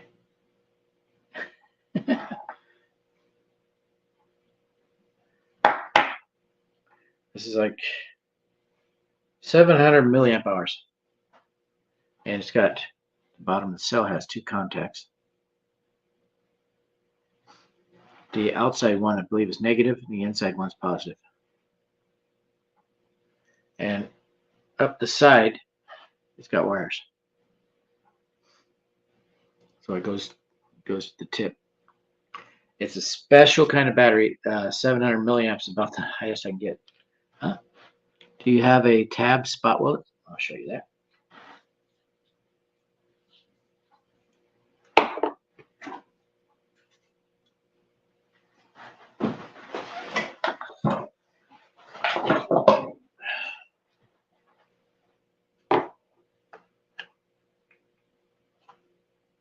I have a spot welder. I put this battery together with a spot welder. This one. And right now, 100%.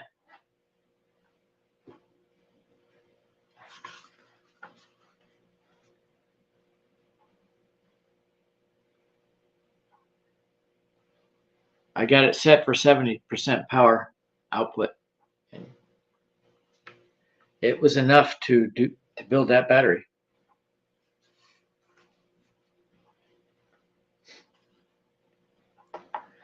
And the nickel strip I bought turns out it's magnetic. So should work for this one. This is a little thicker. So I have to up the current. It's got a delay of 7 seconds. No, 0.7 seconds. Jeez. 7 seconds would be a hell of a long time. I think I would be melting the nickel strip. But if that high. And that, I bought that for these. Nickel plated steel, yep. It's all magnetic. Watch this. There's a magnet on the bottom of that flashlight. Where's the flashlight? Oh.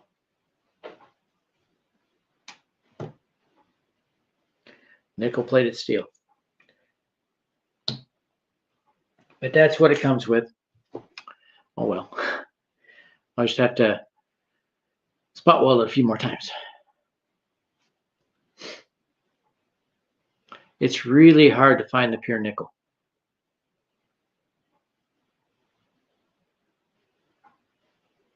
Be cool to find some gold. You know, if it's gold plated, oh boy. That's a serious current. But I got this in a 13S. This is in a 7S. So I figured I'll buy 14S and I have a 48 volt, right? 7S is 24. Turns out 13S is 24.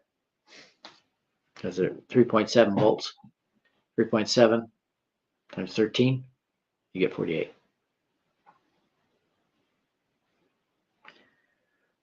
I'd show you on my phone, but I'm on the phone. But even the ones I took apart are magnetic as well. Not quite as magnetic. So apparently there's less steel, more nickel.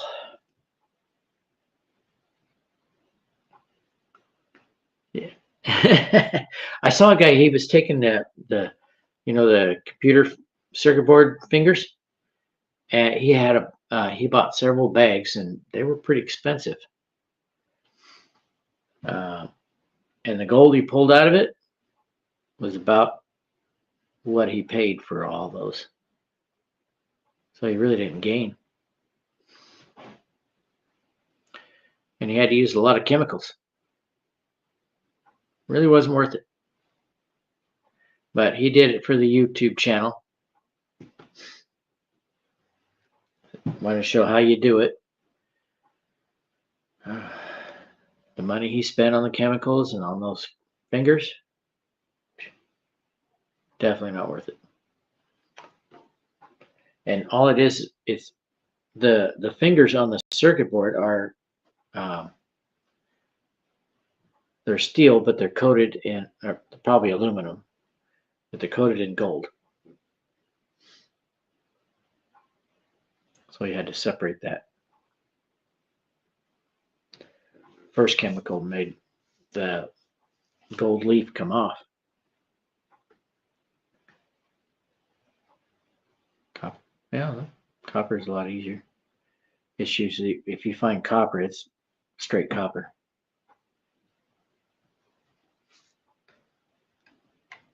Copper's not worth near as much though.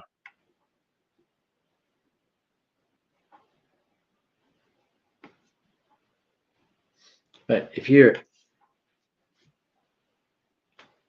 were a lineman, you would get a lot of silver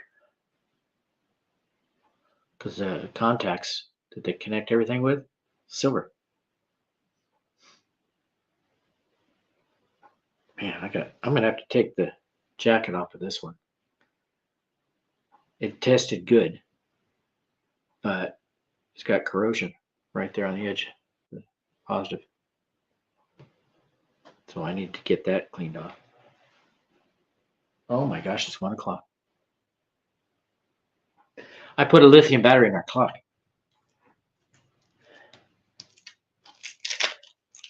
I prefer, long-term stuff. I put lithium batteries. In the clock? No. That'd be too much voltage. It's a 1.5 volt. This size. D cell. Those alkaline batteries are heavy compared.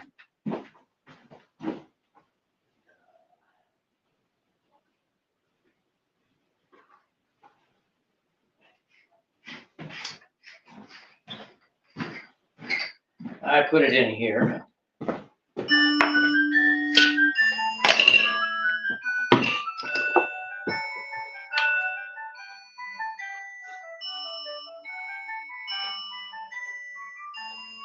.5 watt hours. It's not a lot. DC input 5 volts. It has a Type C. Super light. Next to an 18650. I mean a 26650. It's much bigger around. It's bigger around and it's shorter.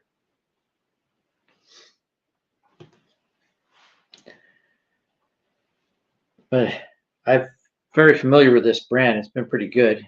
Probably not quite the capacity, but it's 7,500 milliwatt hours. I wish they would put milliamp hours from China. But I started using, for stuff that's going to have batteries long term, I use the lithium because they don't leak. These don't leak. These leak. Do not like using, what the hell? Huh, look, it leaked. But it's got the crimp on this end, on the negative. Makes me think it put it together backwards. Possible the cell they got inside here, because there's a smaller cell, usually like a C cell, and they put a spring in there. You find these weigh about the same, as a C cell.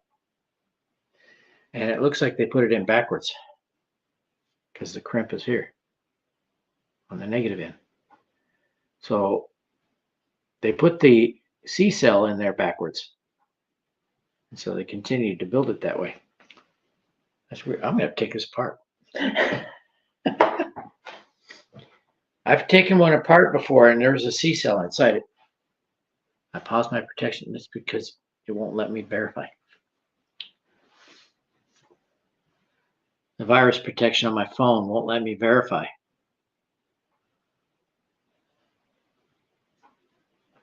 Every time I get the code, I come back and start it over. So it won't verify. Well, I was on a conference call and we were just chit-chatting. I said, well, I got to get off of this so I get some stuff done. I didn't get anything done. This flashlight holds 4. I have 1 in the clock, so I'm short 1. I'm thinking about putting the second one up there. I made a spacer for an old 2D cell flashlight.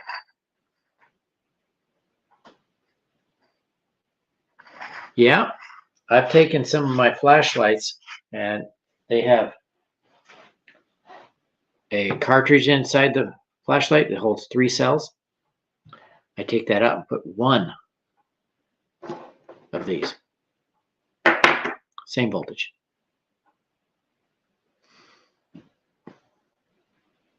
Bakelite miner's flashlight. Well, I could probably show you one. I realized I could do it.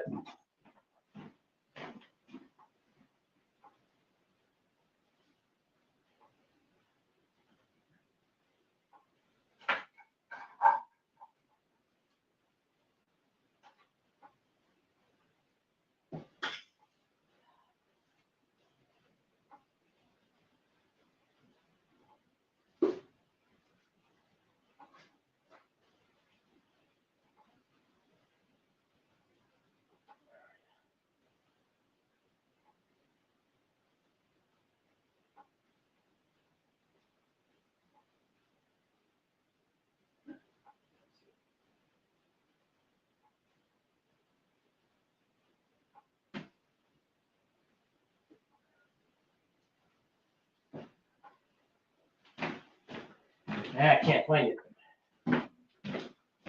But I bought a flashlight that came with an extender. So you can put the cartridge in there with 3 AAAs, or you can put 1 lithium. And so I grabbed some of my other flashlights and they had the 3 cell pack in there, took it out and put in a lithium and everything worked. Again, 1 of these. So I started replacing them all.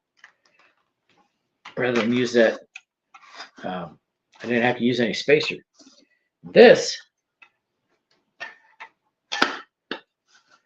These would corrode with the alkaline batteries in it. Those are all lithium. I could wire in 1 of these. I've seen somebody do it. This is easier. I don't have to modify it. These plug in via Type-C. These won't leak. Oh gosh. Battery thing coming out. They don't have the same capacity as a nickel metal hydride, but they're 1.5 volt. This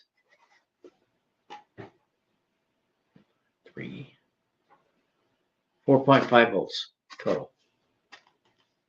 Ah, heck, cross-threaded. Come on. Come on, stop that. Cross-threaded on me. We'll go back. We'll go on correctly. Oh, come on. Quit the cross-threading. Ay. There we go. Sheesh. It's got a magnet.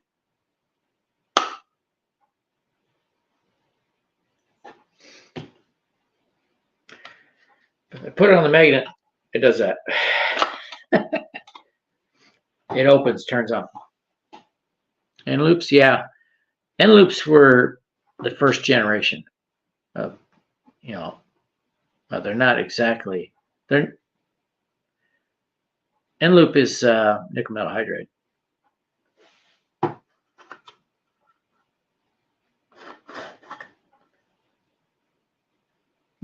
Take it apart. At first I thought that's where the battery was.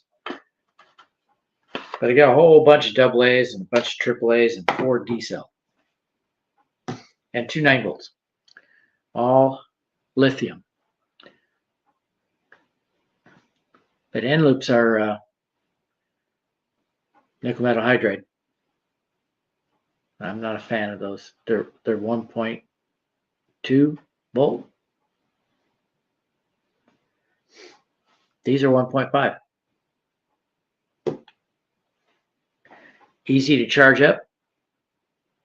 Never leak. I've never had a lithium battery leak unless I punctured it. Yeah, that's because they're nickel metal hydride. And some devices can't use nickel metal hydride. They have to have 1.5. Yeah. You're speaking to the battery guy here.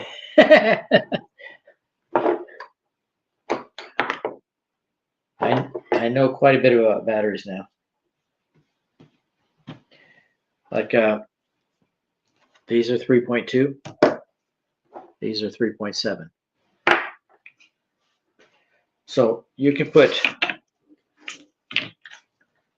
the camera down. You can put these together like this. Reverse, back, and reverse. Sure. Main contact here near negative, it's positive, negative. That's 12 volts. But these guys,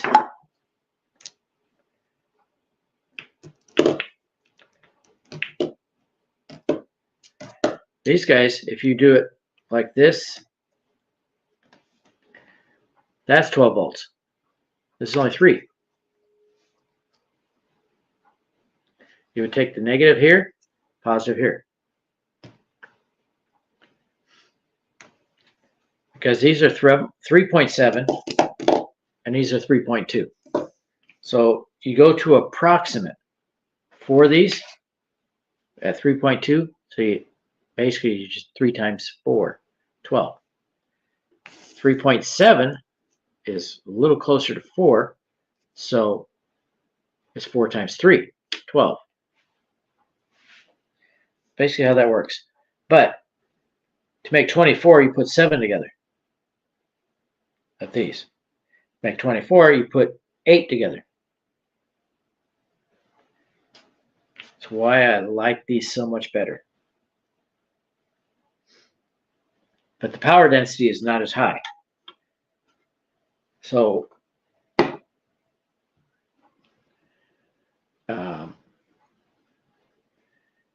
you got to have bigger batteries to have as much output. But if you have lower drain output, these are perfect. But these are getting better. A lot of the Lycan cells are LFP now. I saw one video there. The Chinese were showing how the features of their Lycan cells, and they would take it, poke something right through the battery, no fire.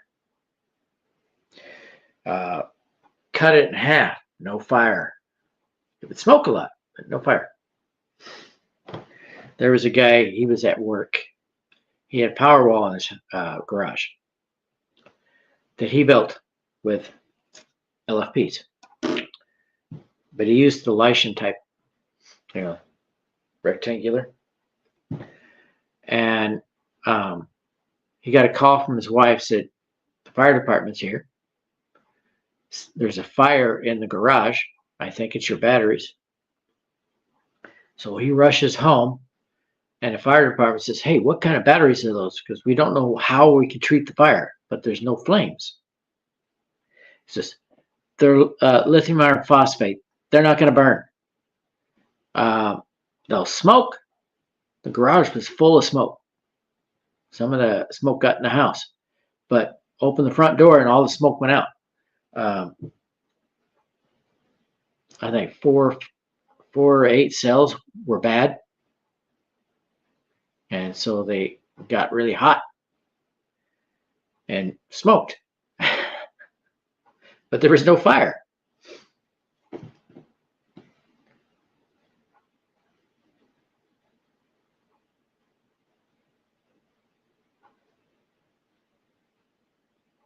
Yeah, I still have to check my work before I start putting it all together. But with the LFPs, it's so easy. 4 is 12. 8 is 24. But it slightly go up. I'm building them at 16S and about 20p. It's going to be a massive battery.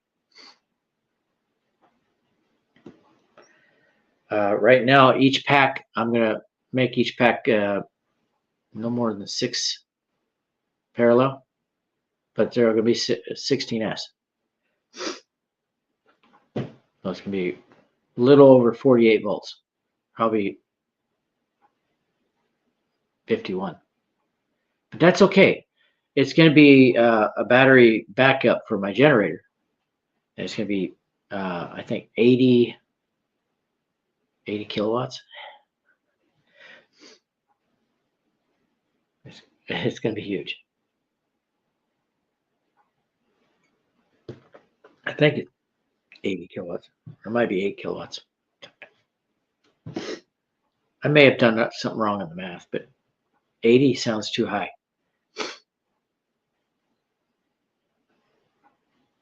But it's going to be approximately 2.5 amp hours each cell in a 16S, which still makes it 2.5. But it can be 20 or 30p. That's when you start adding it. But they're approximately around 2 amp hours. They're rated at 3.3. Rarely do I have one over 3 of these green ones. The blue ones, which a lot of them are now light green because they didn't come apart easy. I ripped a lot of the plastic when I took them apart because they used a really nice glue. No glue on these, but they're lower capacity. Have you seen those giant cells now, like 4070 or something like that? I think Tesla uses them. Not 4070, 3170 is what they got now. I watch Tesla Cult. They follow it. But I haven't seen any 4070s, only 3070s. But Elon's coming out with a new battery, salt battery. Says they charge much faster. So I think that's why he bought Maxell. So I think he's incorporating the capacitors with the salt battery. So he doesn't have to make it so big. But it supposedly will charge in like 15 minutes versus 3-4 hours. I mean, most chargers will do 3 or 4 hours, but the salt battery plugged into a supercharger, 15 minutes. Right now, actually, the last I heard, salt battery is not feasible for cars because it's massive. But I guess somehow he was able to reduce the size. And so they're working on a new model of Tesla, and it's going to have the salt battery.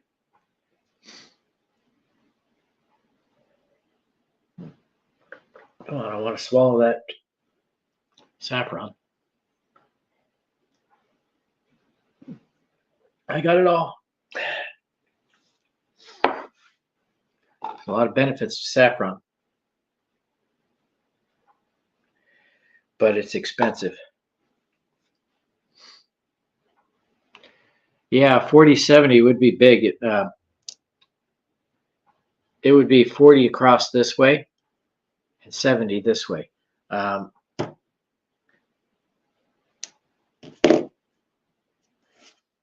These are 50. That's metric. I think that's 50 millimeter. And this is 26 across. This one's 18 across. Yeah. Somebody came out with a really good idea. Instead of charging the batteries, you just stop in a charging station and they slide out the battery, put a new one in. So you have faster, I mean, your wait time is shorter than filling up your tank with gas.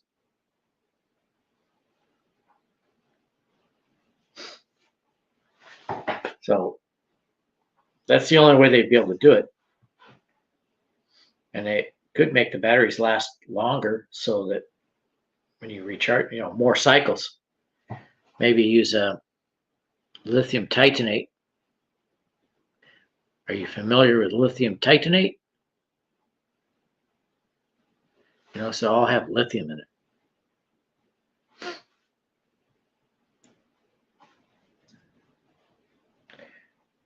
At Oregon, they found a cobalt mine. They found a cobalt deposit in Southern Oregon at the Nevada border. So we're getting our cobalt here. I think Elon Musk is involved in that one, but he wants to get away from cobalt. And the salt battery doesn't have cobalt. It uses the differential in the salt. Yeah, LTOs are awesome. I missed my chance to get an LTO battery. It was $250 from battery hookup. And it was a full-size battery from a BMW. And their selling point was the LTOs have 30,000 cycles. And one cycle is dead to full, back to dead. And dead is 0 volts. So they can be fully discharged and fully charged and still last 30,000 cycles.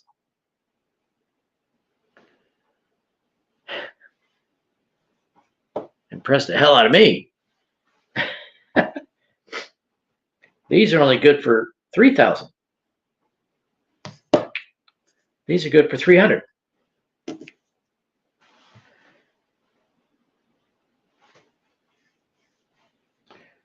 Apparently, they don't put them in all of their, that little BMW, little subcompact. Looks like kind of like the Cube van. But apparently, they're using the LTO batteries in their sports cars too.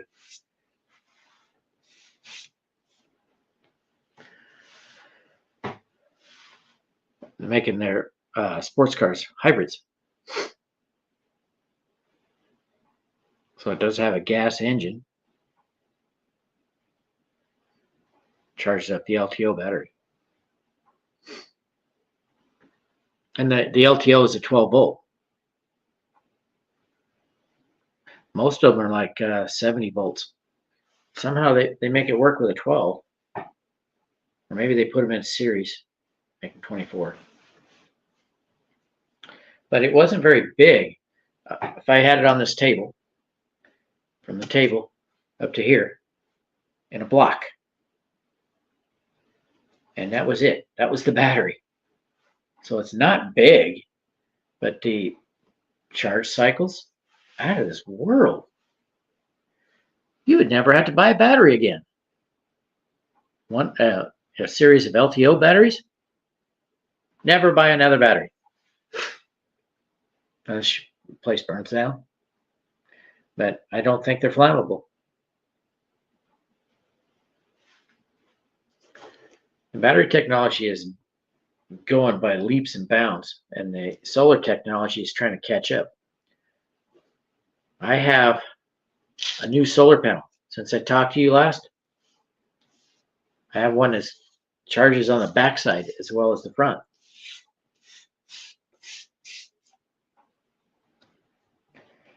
So it's 200 watts, 24 volts. On a good sunny day, it charges 200 watts, 24 volts. Actually, even at 150 watts, it's still going 200 volts.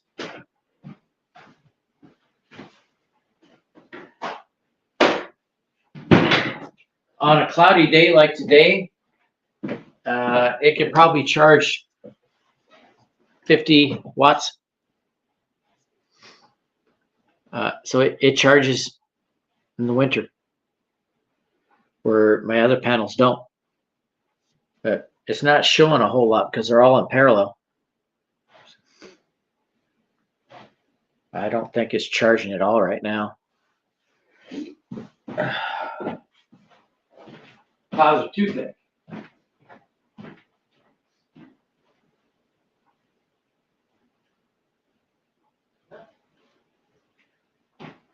We're charging 79 watts. But I think I'm only getting 30 watts out of the panels.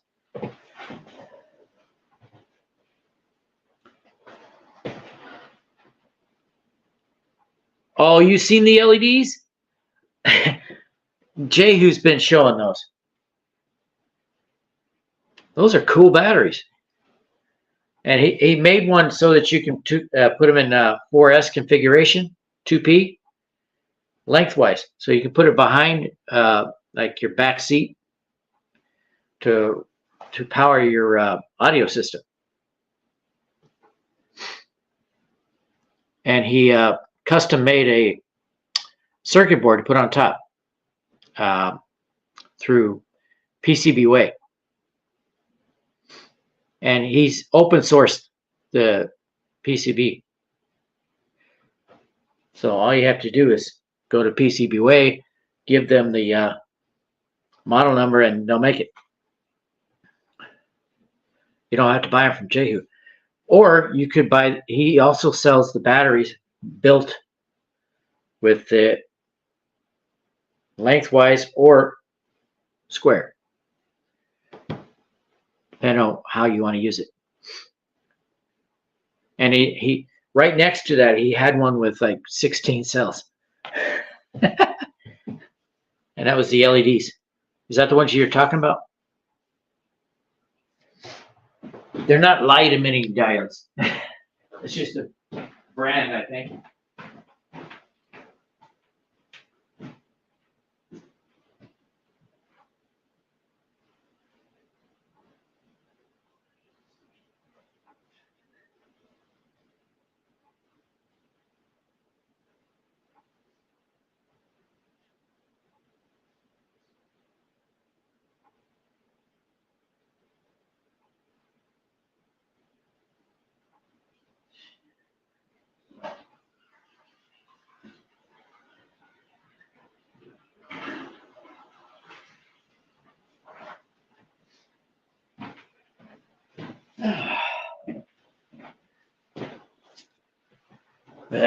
every once in a while I do a battery video and show everybody why they call me battery addiction.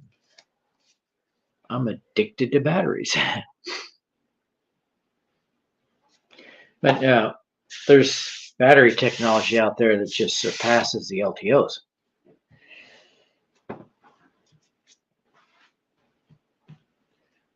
Years ago, solar technology was ramping up.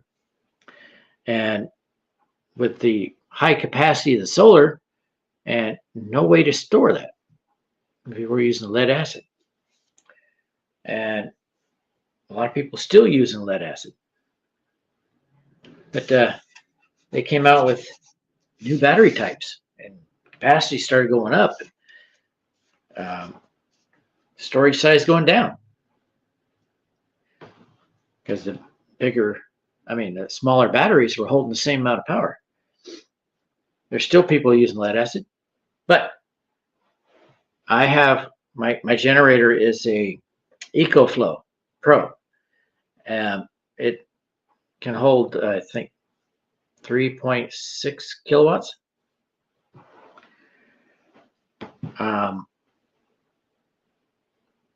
And it can charge with solar, or you can charge it with a wall, charge it with a dryer outlet, car charger, but not wind.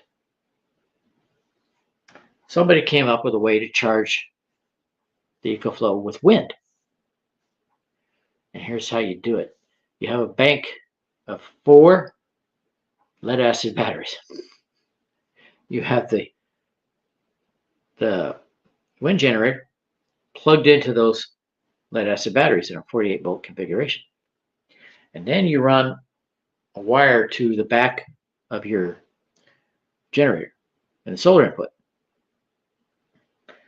And it thinks it's getting solar power.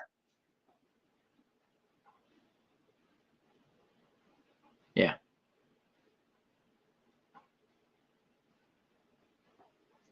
Yeah, LFPs are a lot lighter. But I picked these guys up. I got a little ammo box full of these cells. Oh my gosh, that's heavy. That's actually heavier than the battery in my truck. Okay. Maybe not. A little bit less. But the battery in the truck's a little bit bigger. Yeah. In fact, these are a good example. This versus this. This is like, it'd be like that on the scale. This is a hell of a lot lighter. But I think this has a lot more power in it when it's working. Do not open battery. Yeah, you might learn something.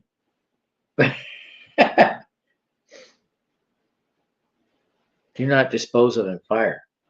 That might be fun. This would be fun.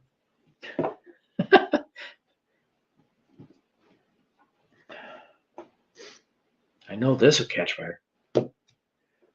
Pretty sure this will too. But I knew somebody, he built a lot of power backup for people that built little shacks on his property.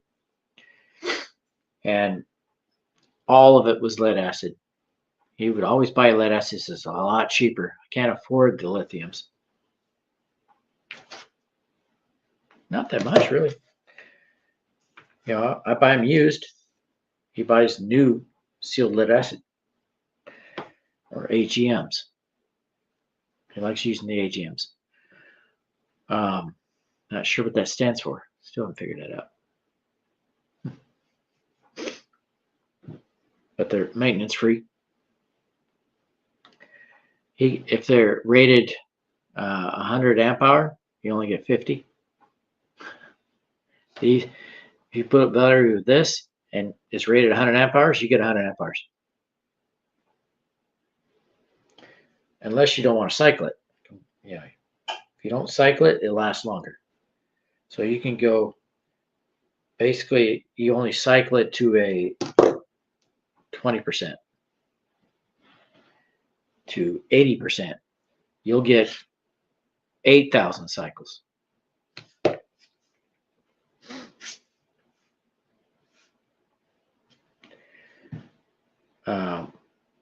But, you know, Elon Musk bought that capacitor company, Maxell. So, got to be something he's planning with the capacitors. And I'm thinking that's going to be incorporated in the salt battery. He's still working on that compact car. The Model 3 is just not really compact. It's just slightly smaller. I think it's 10 inches shorter. Yeah, super caps. Yeah, that's nice. You see, the thing with capacitors, which Jehu doesn't seem to understand, you can charge them with these. And when you need a boost of power, they can do it. Super caps can hold power for 3 days. You leave them idle for 3 days and they just bleed off. But if you have four of these connected with those super caps, you have backup power. Okay? This will keep them charged up. And you don't. I found out about super caps. A guy had some capacitors and something like this to jumpstart the car. It had a small capacitor bank with 12-volt pouch cells or lipos. And he took the pouch cells out to try it. And he hooked it up to a dead car battery. And that dead car battery charged up the capacitors. And then he started the car. Didn't add voltage to it. The car battery was dead.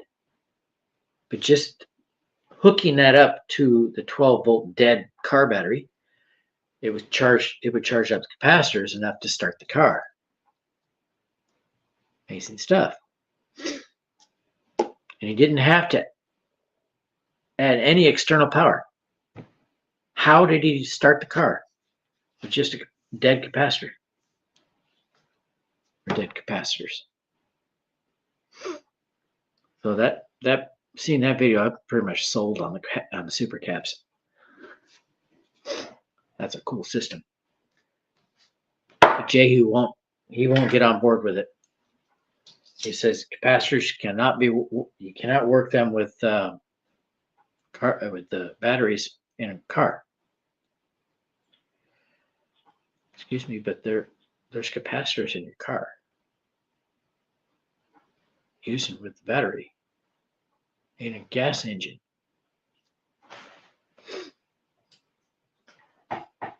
Yeah, the topic came up when Elon bought Maxell. And he's so dead set against that. CDI? What's CDI? Oh my gosh, I've been on there for 2.5 hours. Only had 2 visitors.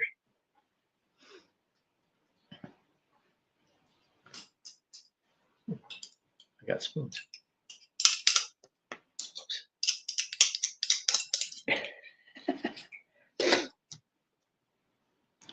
What is CDI? Capacitor discharge ignition. Oh, okay. Well, I see people replacing their batteries with supercap battery. And if they're using it all the time, it works great. Never dies. Unless you let it sit idle for 3 days. Then you got to charge it up. All you need to do is connect a 12-volt source to it. Charges right up. A couple of minutes, you got a full capacitor. I mean, capacitors are full in about 5 minutes. Yeah, Oh, I see what you're talking about. The ignition in your cars got capacitors, yeah.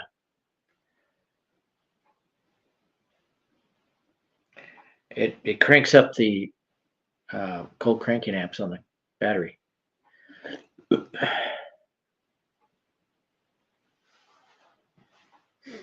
Makes that solenoid pop out. Oh crap. I gotta go work outside. I gotta empty the shed. I need to get away from these batteries for a while. Yeah, what does he think is in there? Jehu, he's very knowledgeable about batteries, but not capacitors. I think I could teach him a few things about capacitors.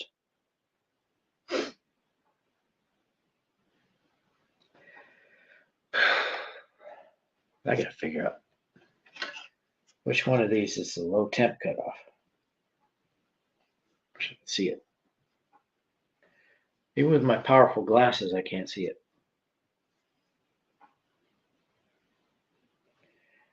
And these glasses, it looks like it's like this.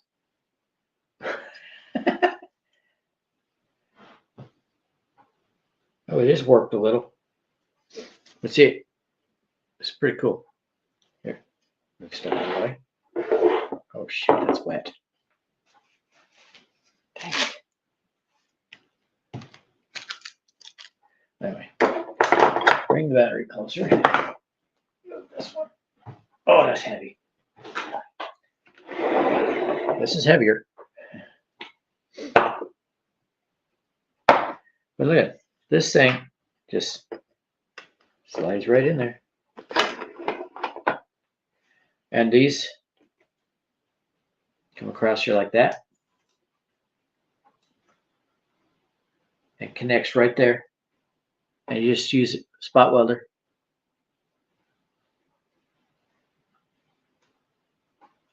Actually, not that one, apparently. Ah, that's there. There, it goes that way. They have notches in the plastic show that so you know which direction to put this. And you just bend that down and spot weld it to the circuit board. No soldering required. The only place you solder is right here when you put the wires on. Like this. It actually be this way. You just solder those on there.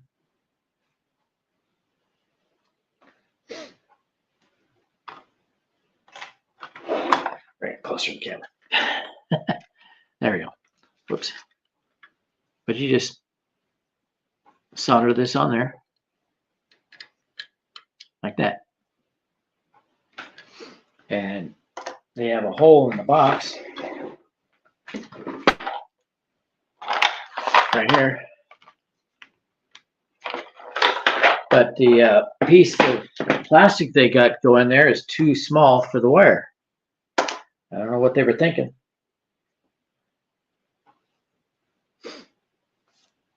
But it's a super simple battery pack.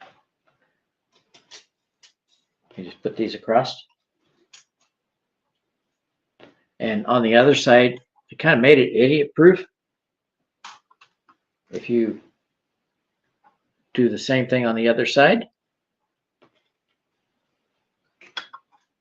they're in series.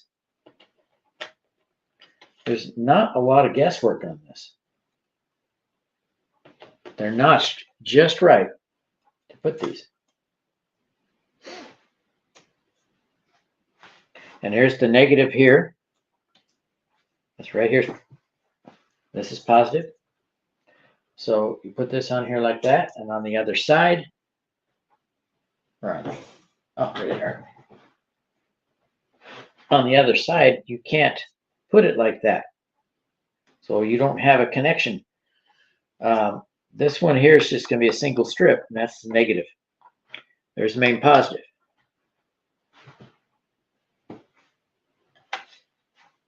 So really easy to put together. Modular, yeah. But right now I'm still working on the cells. I'm testing 4 right there. I got 3 more to test after that.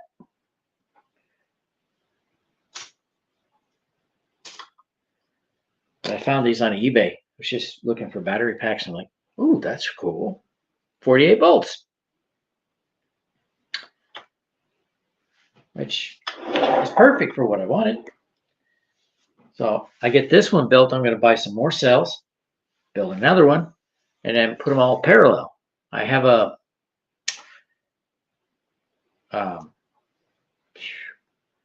power bus bar, basically, a extension, whatever. It has the one I bought, the one I'm using out in the shed it's got a 50 amp Anderson connector and an XT90. So I could basically put another Anderson connector on there and take 100 amps out of it. Then the inverter will work better. But this, what was I getting at? Well, I'm going to be hooking these guys in parallel, using something like that. Ask Jay if he's got something. Then I can hook these guys up in parallel and really have some serious power on that generator. Yeah, you can't get them backwards. One's red, one's black. It's always the same direction.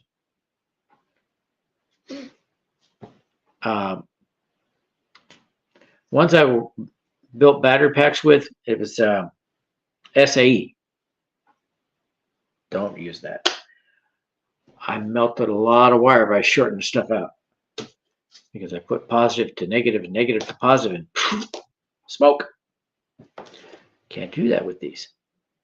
And I've got on the generator, I have a 30 amp output, 12 volts. Some serious current. Serious wattage there. I think it's 200 watts. But I'll show you. It's an Anderson. Anderson's cool.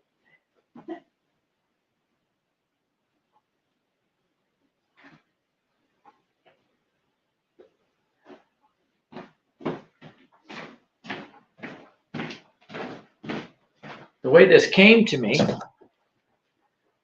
they were rotated 90 degrees. And I was like, oh man, I ordered the wrong one. Then I was like, slide this back. Slide. Okay. And you can change the configuration. They slide apart, rotate it, slide it together. That's a 30 amp Anderson.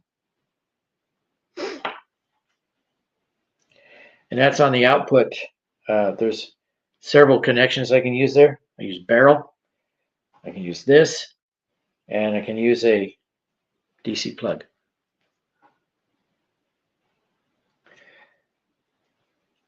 But all I did was rotate that and I plugged it in. I was like, cool, that works. And this side I have an Anderson, SAE. SAE sucks. You see, this one's got gender changer. So it's tranny. It's transgender. It moved the positive to this plug and the negative over here. But with it off, the negative is that one. So if I plug that in like that, it's going to spark and something burning. So I have to use the gender changer. But hey, it can change back. Just wait. They'll make it so you can change your gender, depending on what you feel like that day.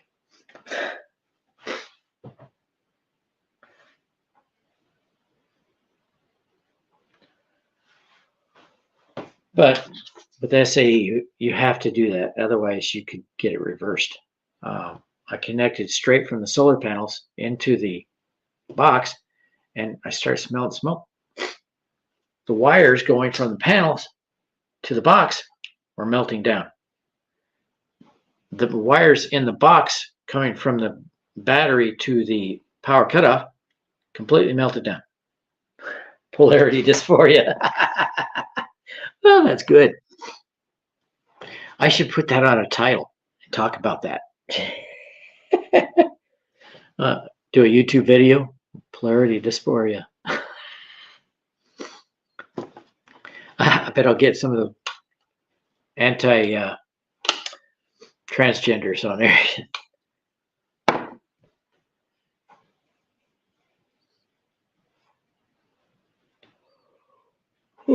I took one of these lights apart.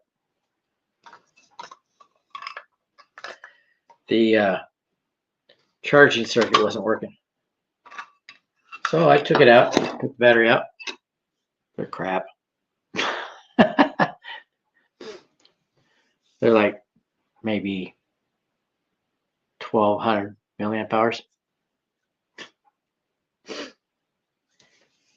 I thought it might be a good battery, but no, it's crap. This thing has pouch cells, so the current going out is pretty high. Plug my phone into it and it charges really fast, but for some reason it's not charging.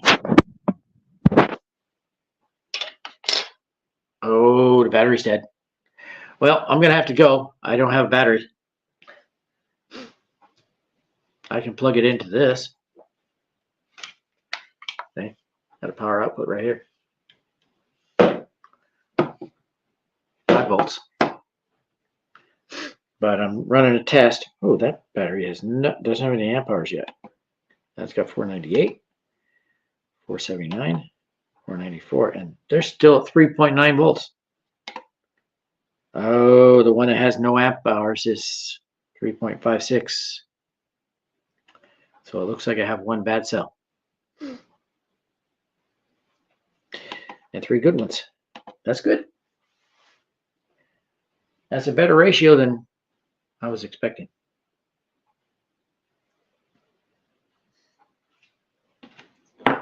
Still haven't figured out what this is for. Oh, this was on that light. This was the plug for the light. Trying to figure out I can use this circuit board for something.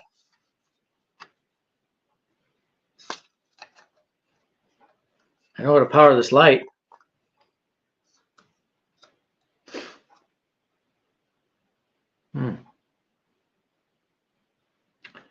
This circuit board comes from this. And it's got AC. So this is it's an inverter. The battery was plugged into that. The power comes off the battery, and this circuit board charges the battery.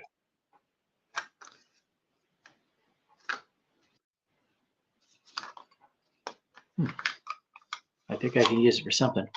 Oh, my phone's telling me to turn on the battery saver, so it's not charging. There, I can plug it into.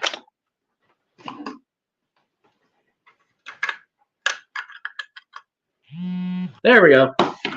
I just extended it. Battery's 100%.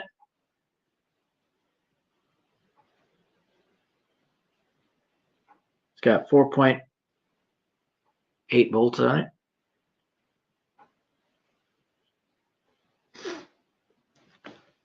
I can use this as a battery backup. It's using 1.5 amps.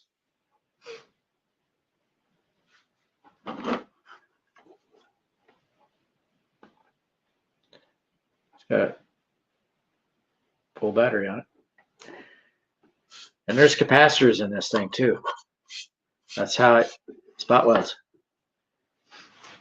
I got another one, but I need to hook it up to a battery. It didn't come with one. This one don't need a DC input. It's already got it. It's got pouch cells in it. It's a 10 amp hour battery in it.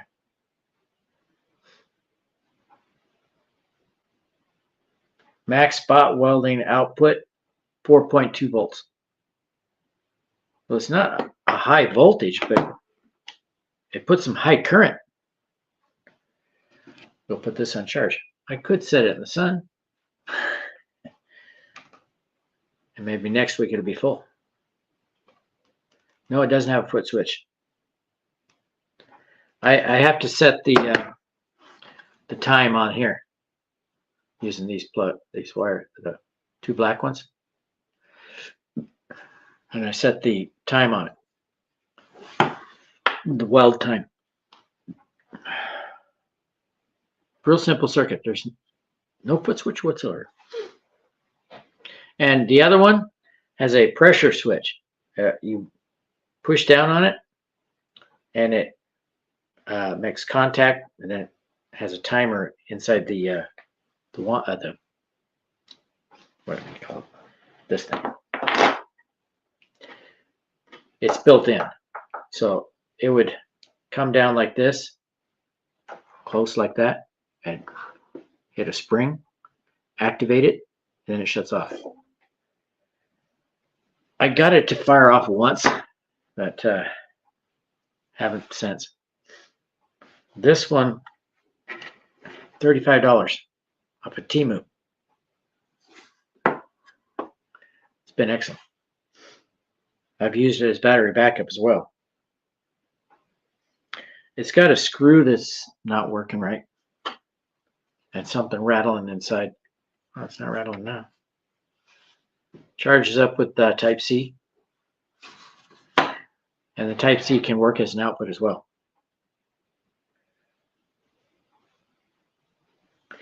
Well, I've been on here 2 hours, so I'm going to have to get off. Wait a minute, that's the time. Oh, no, I've been on here 3 hours, and I only get 12 hours a month. So I'm going to have to get off of here and maybe see you later when I do my next video. It might be, well, I might be doing one pretty soon, or it might be when I start putting these batteries together. I can put 2 of these in there. So I can only charge 6 batteries at a time. I got this one and 2 X-Stars. The X-Stars are awesome. Some of these are below voltage, less than 1 amp. Put them in the X-Star and it charges them like they're nickel metal hydride.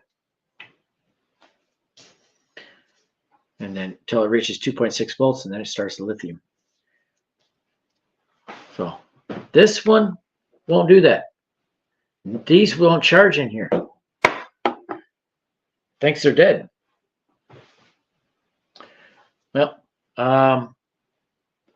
that's 3 hours. So I'll see you later, I hope. I guess you like batteries as much as I do, so I hope to see you here again. Hey, you have a good day and Happy New Year.